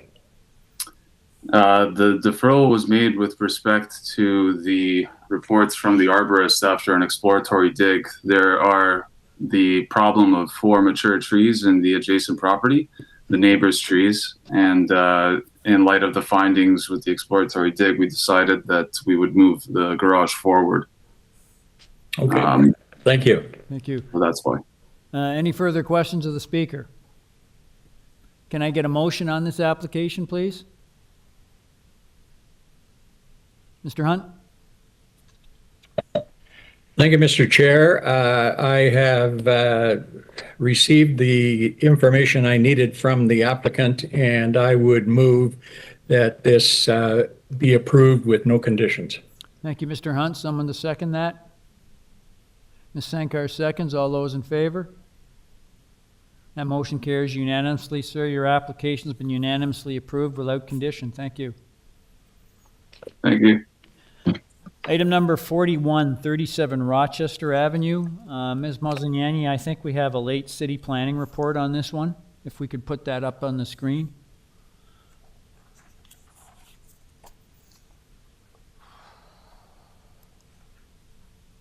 Item number 40 was deferred. That was 82 Baroness Crescent.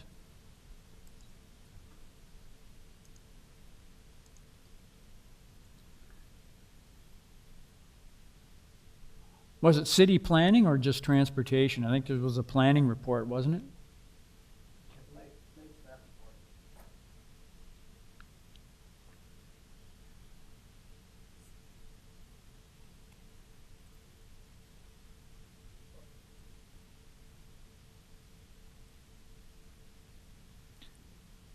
Okay, I don't think that, we'll have to scroll that up, Ms. Mosey, because committee hasn't seen this and they haven't had the chance to read it, so now we're going to have to read it, so we're going to have to take a minute.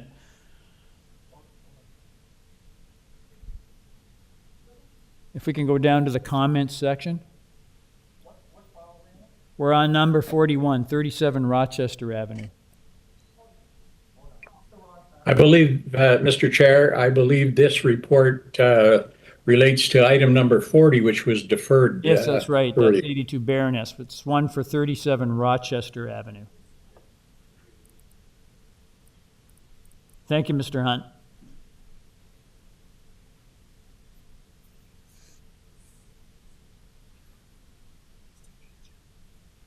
Okay, all right. Bronze.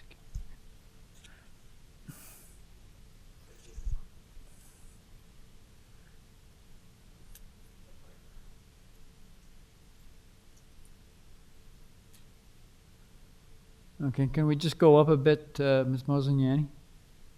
Okay, let's just freeze it there.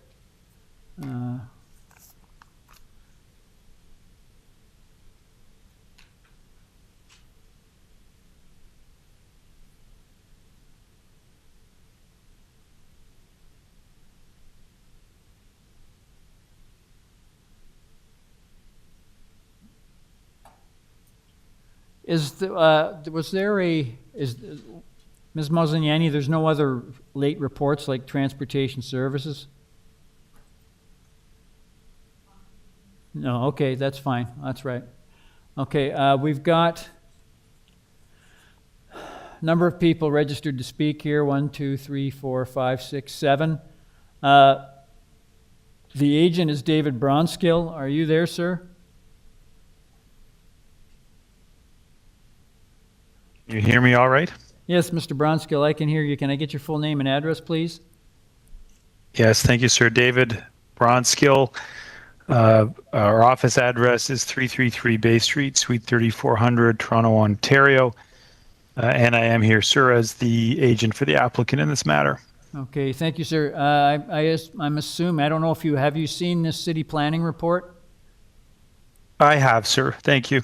Okay, and I suppose you'd like to speak to it, I'm sure. There's also a recommended condition from Urban Forestry.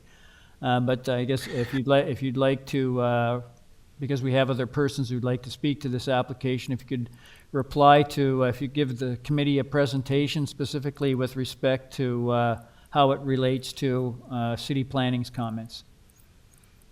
I can do that, sir. And obviously the urban forestry condition is one, sir, that we would accept. I would note, sir, that the public notice that's now been issued, you may recall this was deferred from this panel previously. So some of this, I apologize, may be repetitive if you can remember from when I was in front of you the last time on this application. But the public notice, sir, it does have slightly revised variances. And sir, I'm not suggesting further revisions, but I did want to point out that since we were here last time, there have been some modest revisions to the proposal. The length is down from 23.16 meters to 22.56. The depth is 23.45, and is down to 22.56.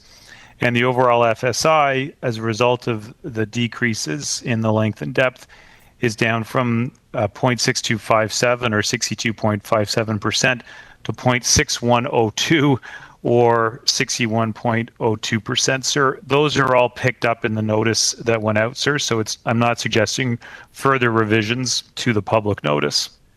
Okay, that's fine, sir. If you just make your presentation and your justification yes, sir. for the changes. I'm going to focus first on the site plan on page 2 of the package that we put in front of you. If staff are able to helpfully call that up for me, it would be appreciated. You may recall from the last time that it's a design that has been proposed for this site to accommodate some existing green features that are both on the site and on the neighboring property. Maybe it might be on the, if staff are able to click on the support material from the applicant, there might be a color plan there. Yes, thank you. That's helpful. Appreciated. Down the side of the property, you'll see where there's a notch. That's a deliberate design mechanism from the architect to avoid as much as possible having the proposed structure enter into the tree protection zone for a tree that's actually on the adjacent property. Thank you, staff. Yes, thank you. You can see there's a red line, which is the approved or permitted outline under the zoning bylaw, which would in fact penetrate significantly into that tree protection zone. And so what's instead been done is taking some of the massing that might have otherwise been located in that area and having a box or square on the back that is a one-story section. You'll also see that there's a 1.23 meter side yard setback for the front portion of the building, then the notch around the tree protection zone, and that one-story section is then located over 2.14 meters from the side property line because there's a hedge along that property line that people want to maintain in terms of a green buffer. So the design of the house in terms of having the additional length and depth is in fact deliberate. It is longer, but it's to ensure that that tree has as minimal intrusion into the tree protection zone as possible. The main proposed two-story dwelling, Mr. Chair, is in fact 17.21 meters from the front wall to the back of the second story at the rear. So the two-story portion in and of itself actually basically complies with the length or depth provisions. It's that one-story family room adjacent to a covered porch that is what is in fact triggering the additional length or depth. So it's really just a one-story portion. What we've also done then, sir, in the package is, as usual, tried to, on page 4, show some of the quantitative FSIs that have been approved in the area to put the number of 0.6102 in context.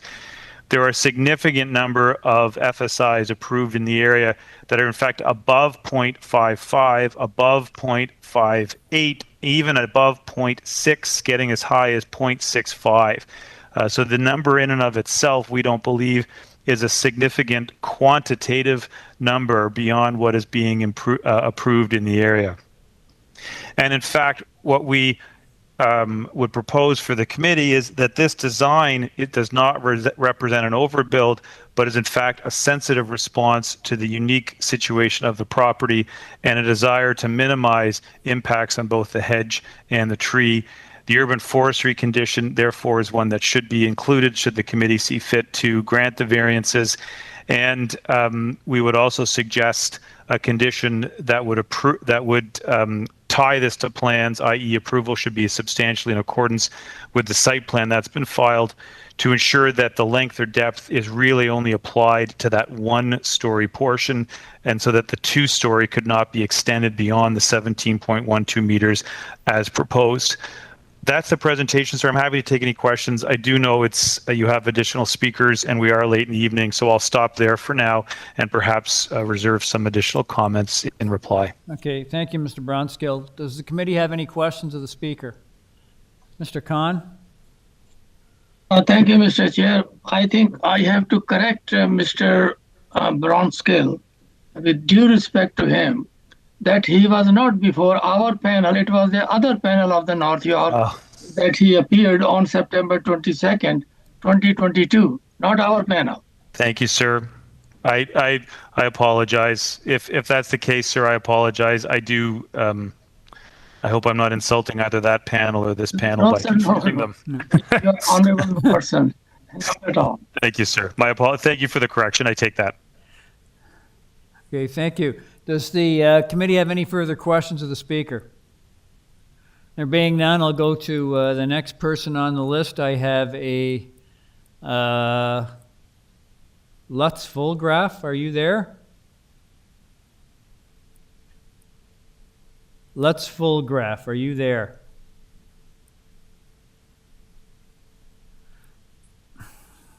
Lutz, you've been unmuted. Mr. Fulgraf, are you there?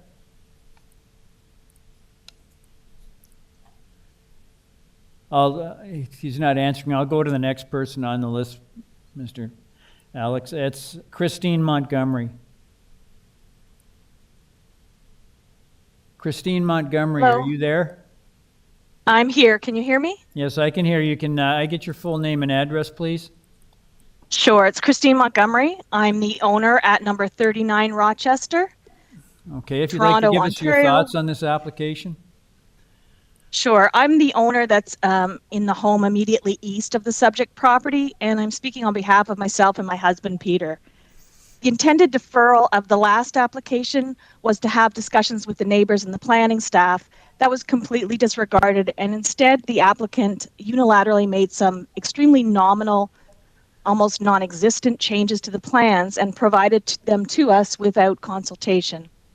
So this supposedly new application is essentially just a rehearing of the last one. The changes made were restricted to only 4 of the 10 variances. They didn't address the concerns of the planning committee nor the neighbors, and the changes made were very insignificant.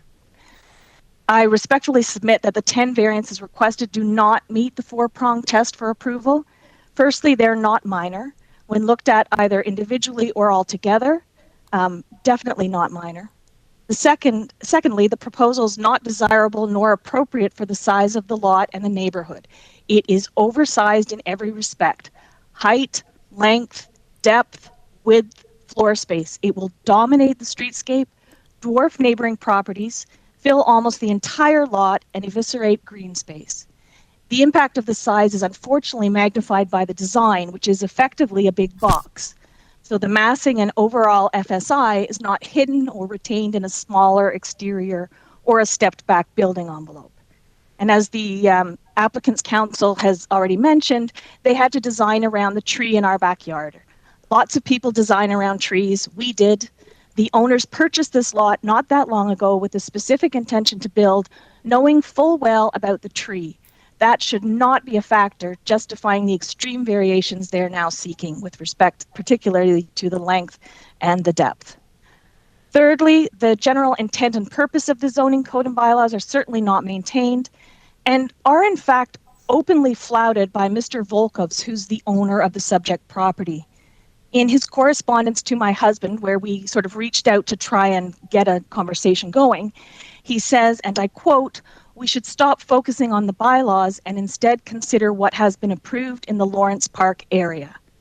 It's clear that Mr. Volkovs considers other variances allowed anywhere in Lawrence Park as precedents and basically foregone conclusions of what variances will be allowed by the committee in his application. Fourthly, the general intent and purpose of the official plan is not maintained. This proposed build is not remotely consistent with the prevailing physical character of our neighborhood, and in particular, our immediate neighborhood. Mr. Volkovs points to the one egregious aberration across the street, and I think Mr. Bronskill mentioned it in his diagram, number 34 Rochester, which was built by the same architect and which somehow got past all of the neighbors and was approved without any opposition. He considers that the precedent to be followed. Incidentally, I just want to note that the only two letters of support in the file are from the husband and wife at this property who used the same architect. Surely the hundreds of homes in the immediate vicinity hold more weight and are more reflective of the prevailing character of the neighborhood than the odd outliers to which the applicant points. We fully agree with the city planning staff recommendations regarding the reduction of the FSI and the refusal of the length and depth variations. In addition, as the east neighboring property, we further ask that the variations to the sidewall height, number 9, and the east side yard setback, number 3, be denied. This will help maximize our privacy and access to light and minimize the shading impact on our home and backyard. I do want to mention that the current one-story garage that abuts our property does have a smaller setback than that proposed by the applicant, but the impact on us is minimal given that the current wall height is only 1 story and there are no windows on the east side of the current home whatsoever. In contrast, we have a number of west side windows that will be impacted by the sidewall height. There's another point I'd like to draw to the committee's attention, and that pertains to the grade. The owner intends to raise the grade of the lot by at least a couple of feet on the inside, and this material grade discrepancy will affect our draining, our shading, aesthetic, privacy and height issues, etc. In one of the owner's emails to my husband, he did offer to preserve the grade on the east side by doing a deeper foundation. Madam, can you summarize, please? Yeah, and we'd ask that this be included as a condition if the committee is inclined to grant the variances number 9 and 3. Having said that, however, I'd ask that the committee not approve the variances, certainly not in a piecemeal fashion, and that instead this application be dismissed in its entirety, requiring the applicant to put forward a more reasonable, proportionate house to fit the lot and the neighborhood. Okay, thank you, Madam. Thank you. Thank you. We'll go to the next. Does the committee have any questions of the speaker? Go to the next person on the list. I have actually, we'll go back. Lutz Fulgraf, are you there?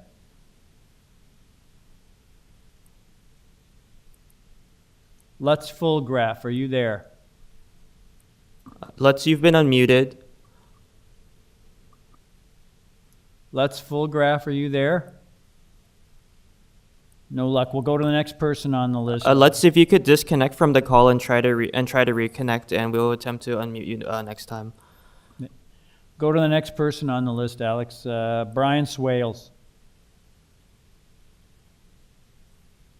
I'm here, Mr.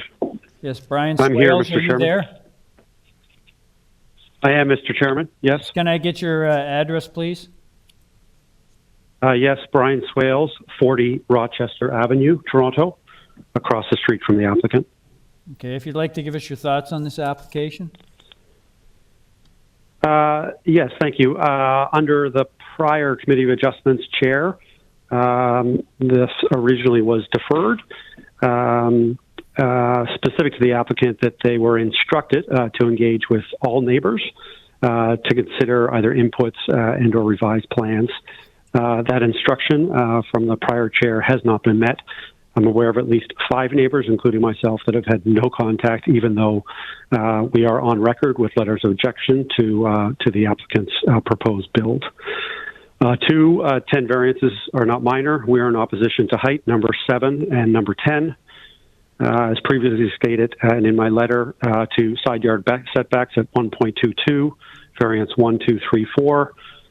Previously discussed were a 6-alarm fire on Rochester Avenue, where neither fire nor EMS could get down between the 2 homes. And so we've got lives and people at risk, and EMS not being able to perform their duties. In opposition to length, variance 5 and 6. And in aggregate, yet variance number 8 being FSI. The applicants, it seems to be an application based on precedent with very little reference to merit. It's my understanding that each individual property and asset owner is to apply based on the merit of their build, as opposed to referencing precedents throughout the neighborhood. And if we are to approve this based on precedent, it just means the next applicant comes along and will reference 0.6125 or whatever the FSI number is. Additionally, the logic about a tree, we all build around trees, we all do our best to preserve them, but if there's an existing tree on the east lot side and the west lot side, we're not going to build a home at 0.61 that goes back to the end of the property line. So while some effort has been made to protect the tree zone, this does not grant the applicant the right to disregard other bylaws regarding length, depth, and overall FSI.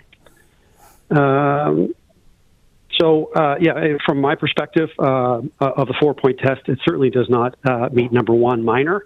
It's not desirable or appropriate. Otherwise, you wouldn't have 7 neighbors in opposition to it.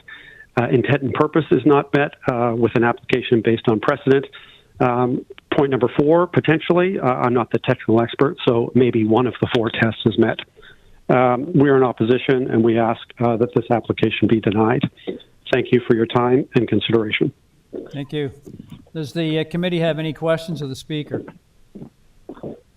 Being none, I'll go to the next person on the list. I have a Chris Fuoco, F-U-O-C-O. Are you there? I'm here. Can you hear me? Yes, I can hear you, sir. Can I get your full name and address, please? Sure. My name is Chris Fuoco. I live at 52 Rochester Avenue in Toronto, and I also live across the street from the subject property. Sir, if you'd like to give us your thoughts on this application, but I emphasize, sir, please don't repeat material we've already heard. It doesn't advance your cause. Yeah, I understood, and I won't do that because my points are consistent with what I have on file. I'll just highlight 2 things. First, again, the key sentence. That the development needs to be materially consistent with the prevailing characteristics of builds in the immediate context. Nothing about this application is consistent with anything else on the block. This is a very standard 50 by 150 Rochester Avenue lot, and if built as proposed, this would be a gross outlier in every dimension that you measure this home in. So it is not at all consistent with the immediate context. And second point to highlight again, is the disregard for process. The homeowners acquired the property, by my math, about a year and a half ago. The first engagement with neighbors was a letter days prior to the hearing to just the immediate neighbors. There was the deferral at the first hearing, no attempt to reach out to the rest of the neighbors on the street to discuss, and we find ourselves here today. So my ask is that the committee is decisive in its decision today to reject this application outright because of its simple disregard for the process, for the bylaws, which the homeowner has stated in their emails, and the neighbors, frankly. I thank you for your time. Thank you, sir. Does the committee have any questions of the speaker? There being none, I'll go to the next person on the list. I have a Jim Janetos, Janetos. Are you there?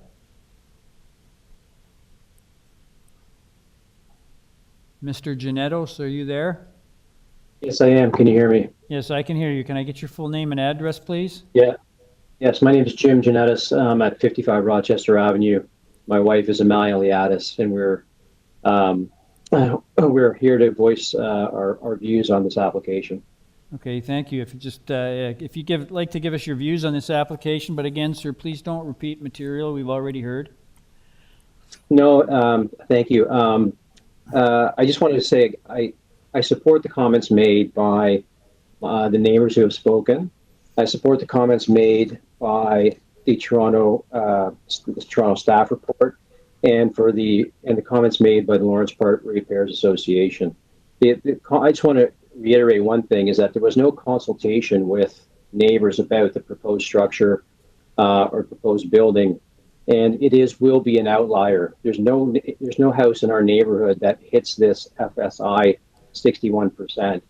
And on that basis, I do agree with what's been said previously by my neighbors, that we asked the committee to deny the requested variances or refuse the newly submitted plans and variances, as this proposed new building would represent a building structure that is not appropriate or desirable in our neighborhood. Thank you for your consideration. Thank you, sir. Does the committee have any questions of the speaker? There being none, I'll go back. I have, again, Edelgard or Lutz Fulgraf. Are you there?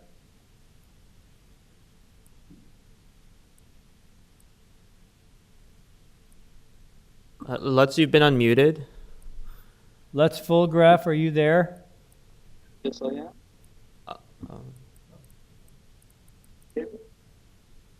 Lutz Fulgraf, are you there? Yes, I am. Oh, yes. Can I get your full name and address, please?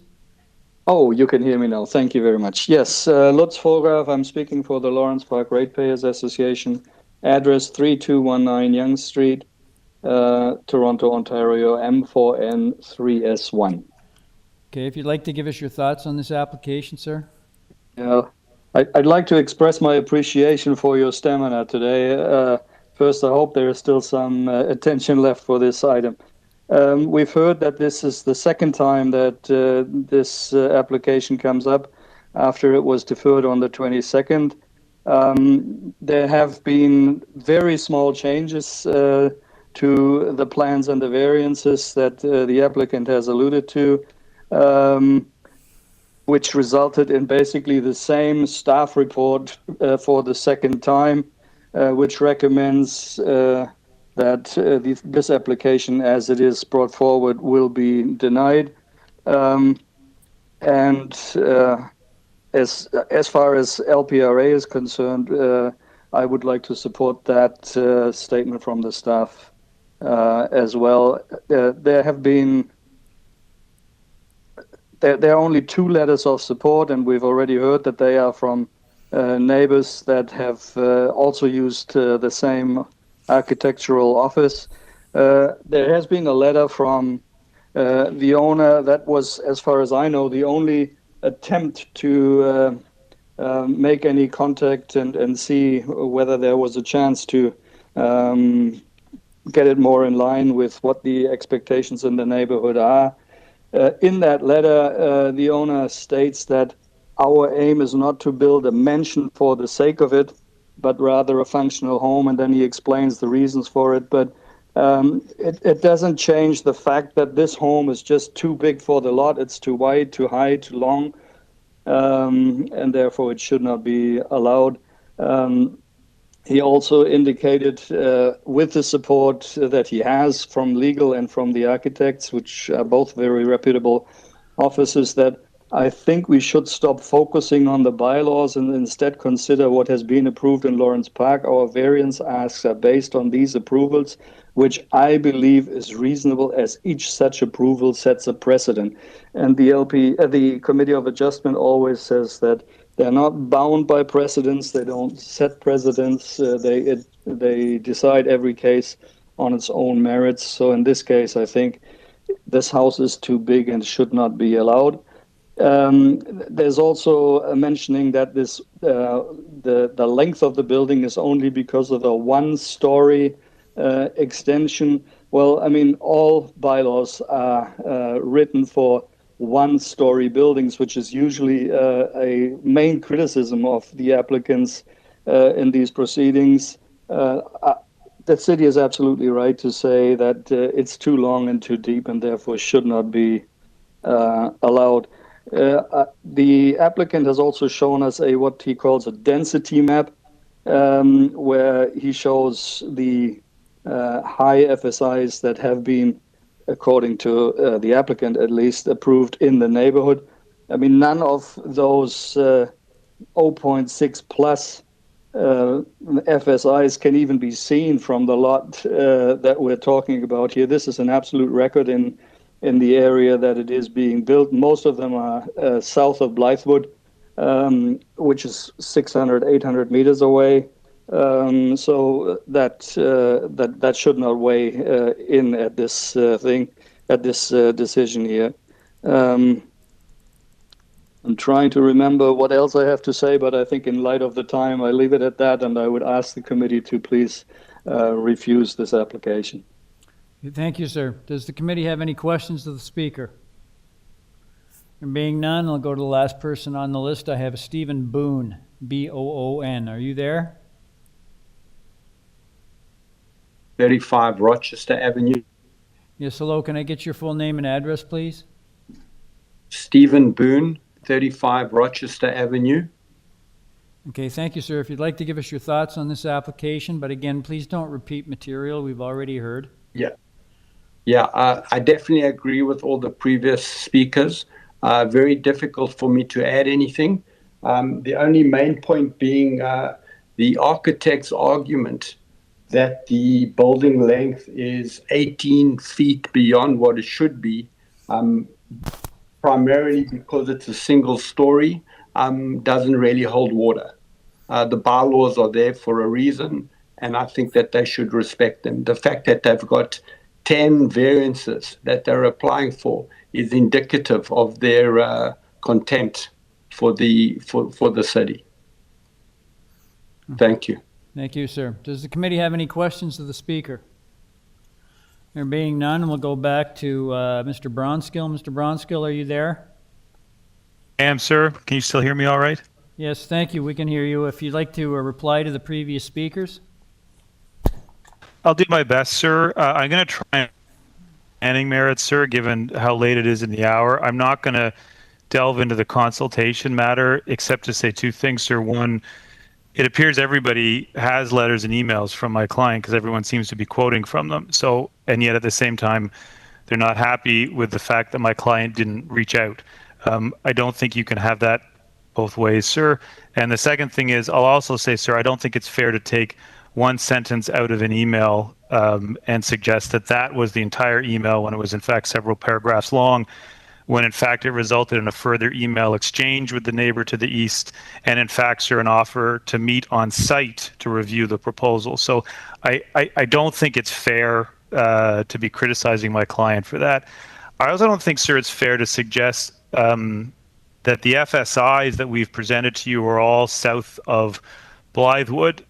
That's just not true based on the map. And sir, what we also attempted to do with the FSI map is, in fact, if you look at even the immediate context of Rochester, the FSIs range from 0.55 through 0.72, 0.58, 0.58, 0.58, 0.5995, and we're at 0.6102. I don't think, sir, from a quantitative perspective, even within the immediate context, that the number is out of keeping. More importantly, though, sir, I want to address the suggestion that there are 10 variances and therefore this represents an overbuild. Two of the variances, sir, one of the variances relates to height. It's the old bylaw, sir. Another variance for height, and there was a suggestion made to you that it's somehow going to dwarf or tower over the neighborhood, sir. We did in the package make sure that we indicated how much of the height is in fact above the permitted roof height.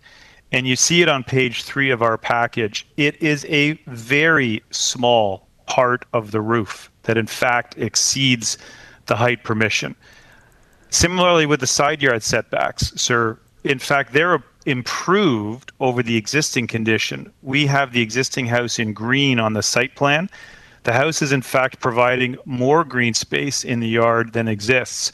35 Rochester to the west has a 1.2 and 1.22 side yard setbacks at the front and the back, which are the same as what my client's proposing. 37 Rochester would need variances because their side yard setbacks are 1.48, 1.44, and then at the projection 1.25. So the side yard setbacks being proposed, in fact, even when compared to the immediately adjacent properties, are in line with what exists in the community. In terms of the trees, sir, I don't think it's fair to say that you have to deal with the tree.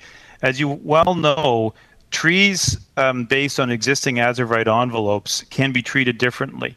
And what my client has done here is said, I will actually take out the piece of the building that is in the vicinity of that tree protection zone so that tree will survive, and then has replaced it with a one-story addition. And I do disagree with everybody that somehow a one-story addition extending has more impacts. It doesn't.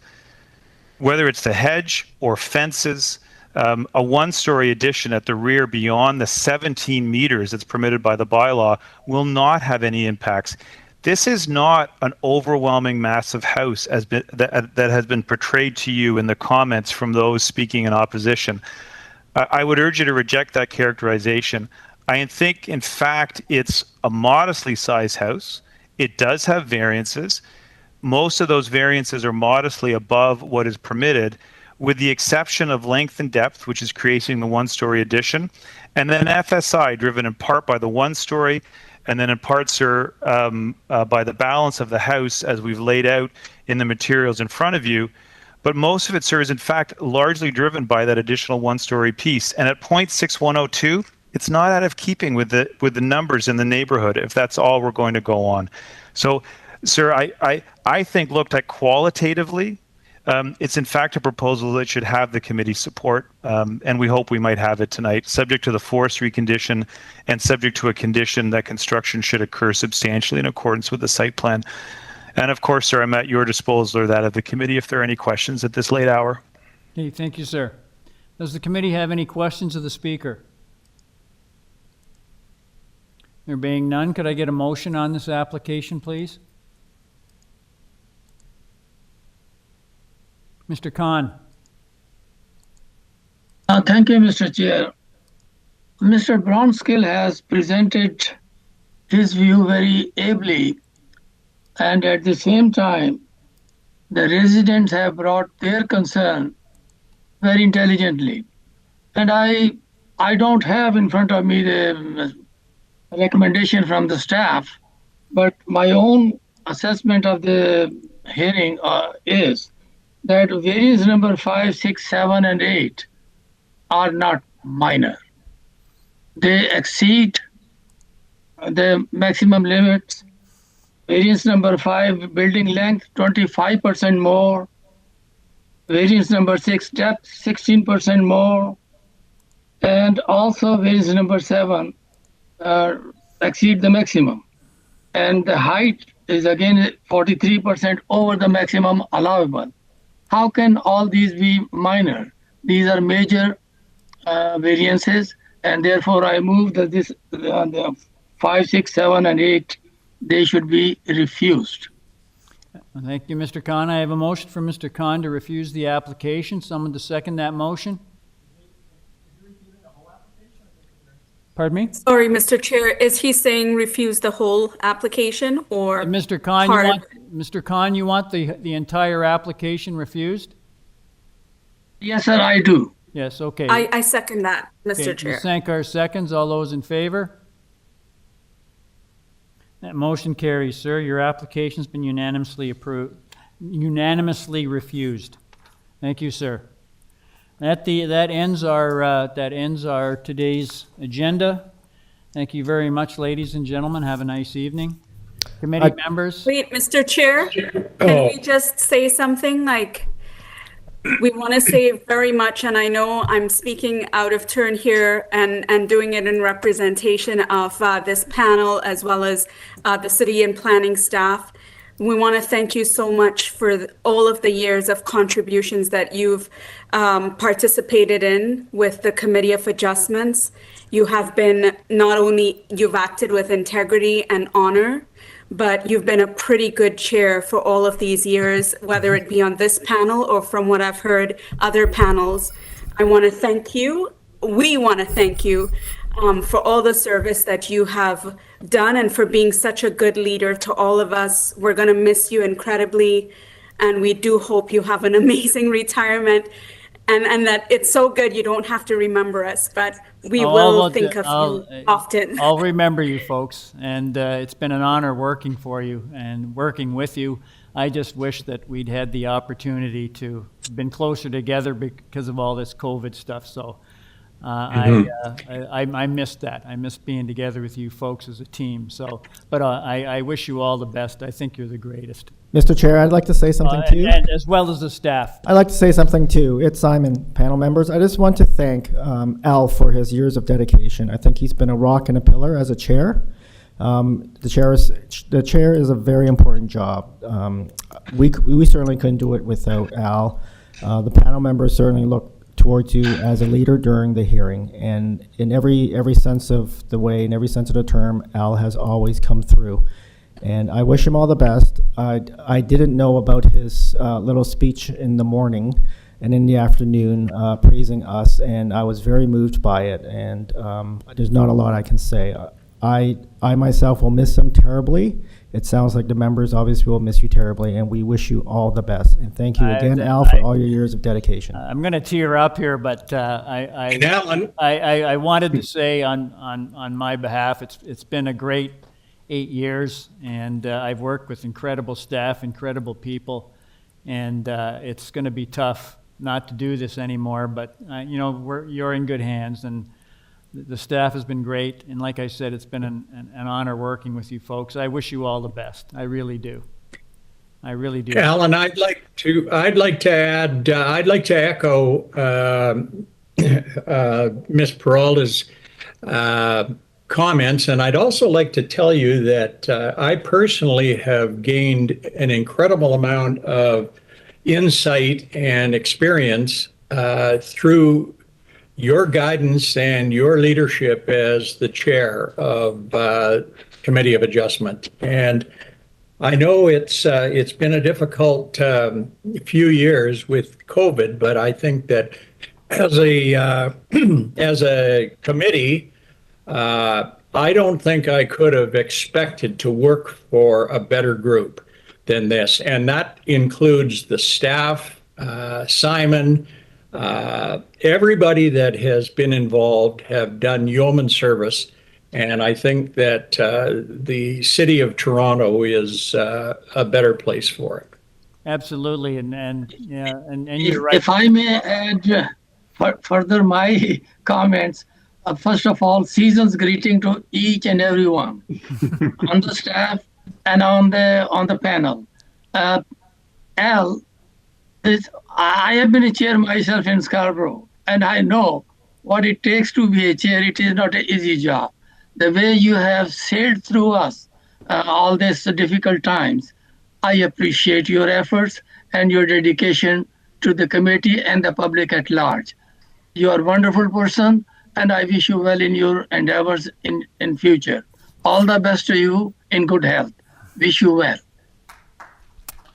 If I can just say, Alan, as well, that we're definitely going to miss you and your leadership, and I wish you all the best in your future. That's it. All the best. Thank you, folks. I'll miss you all. I'll miss you all. All the best. Bye, Alan. Stay in touch, please.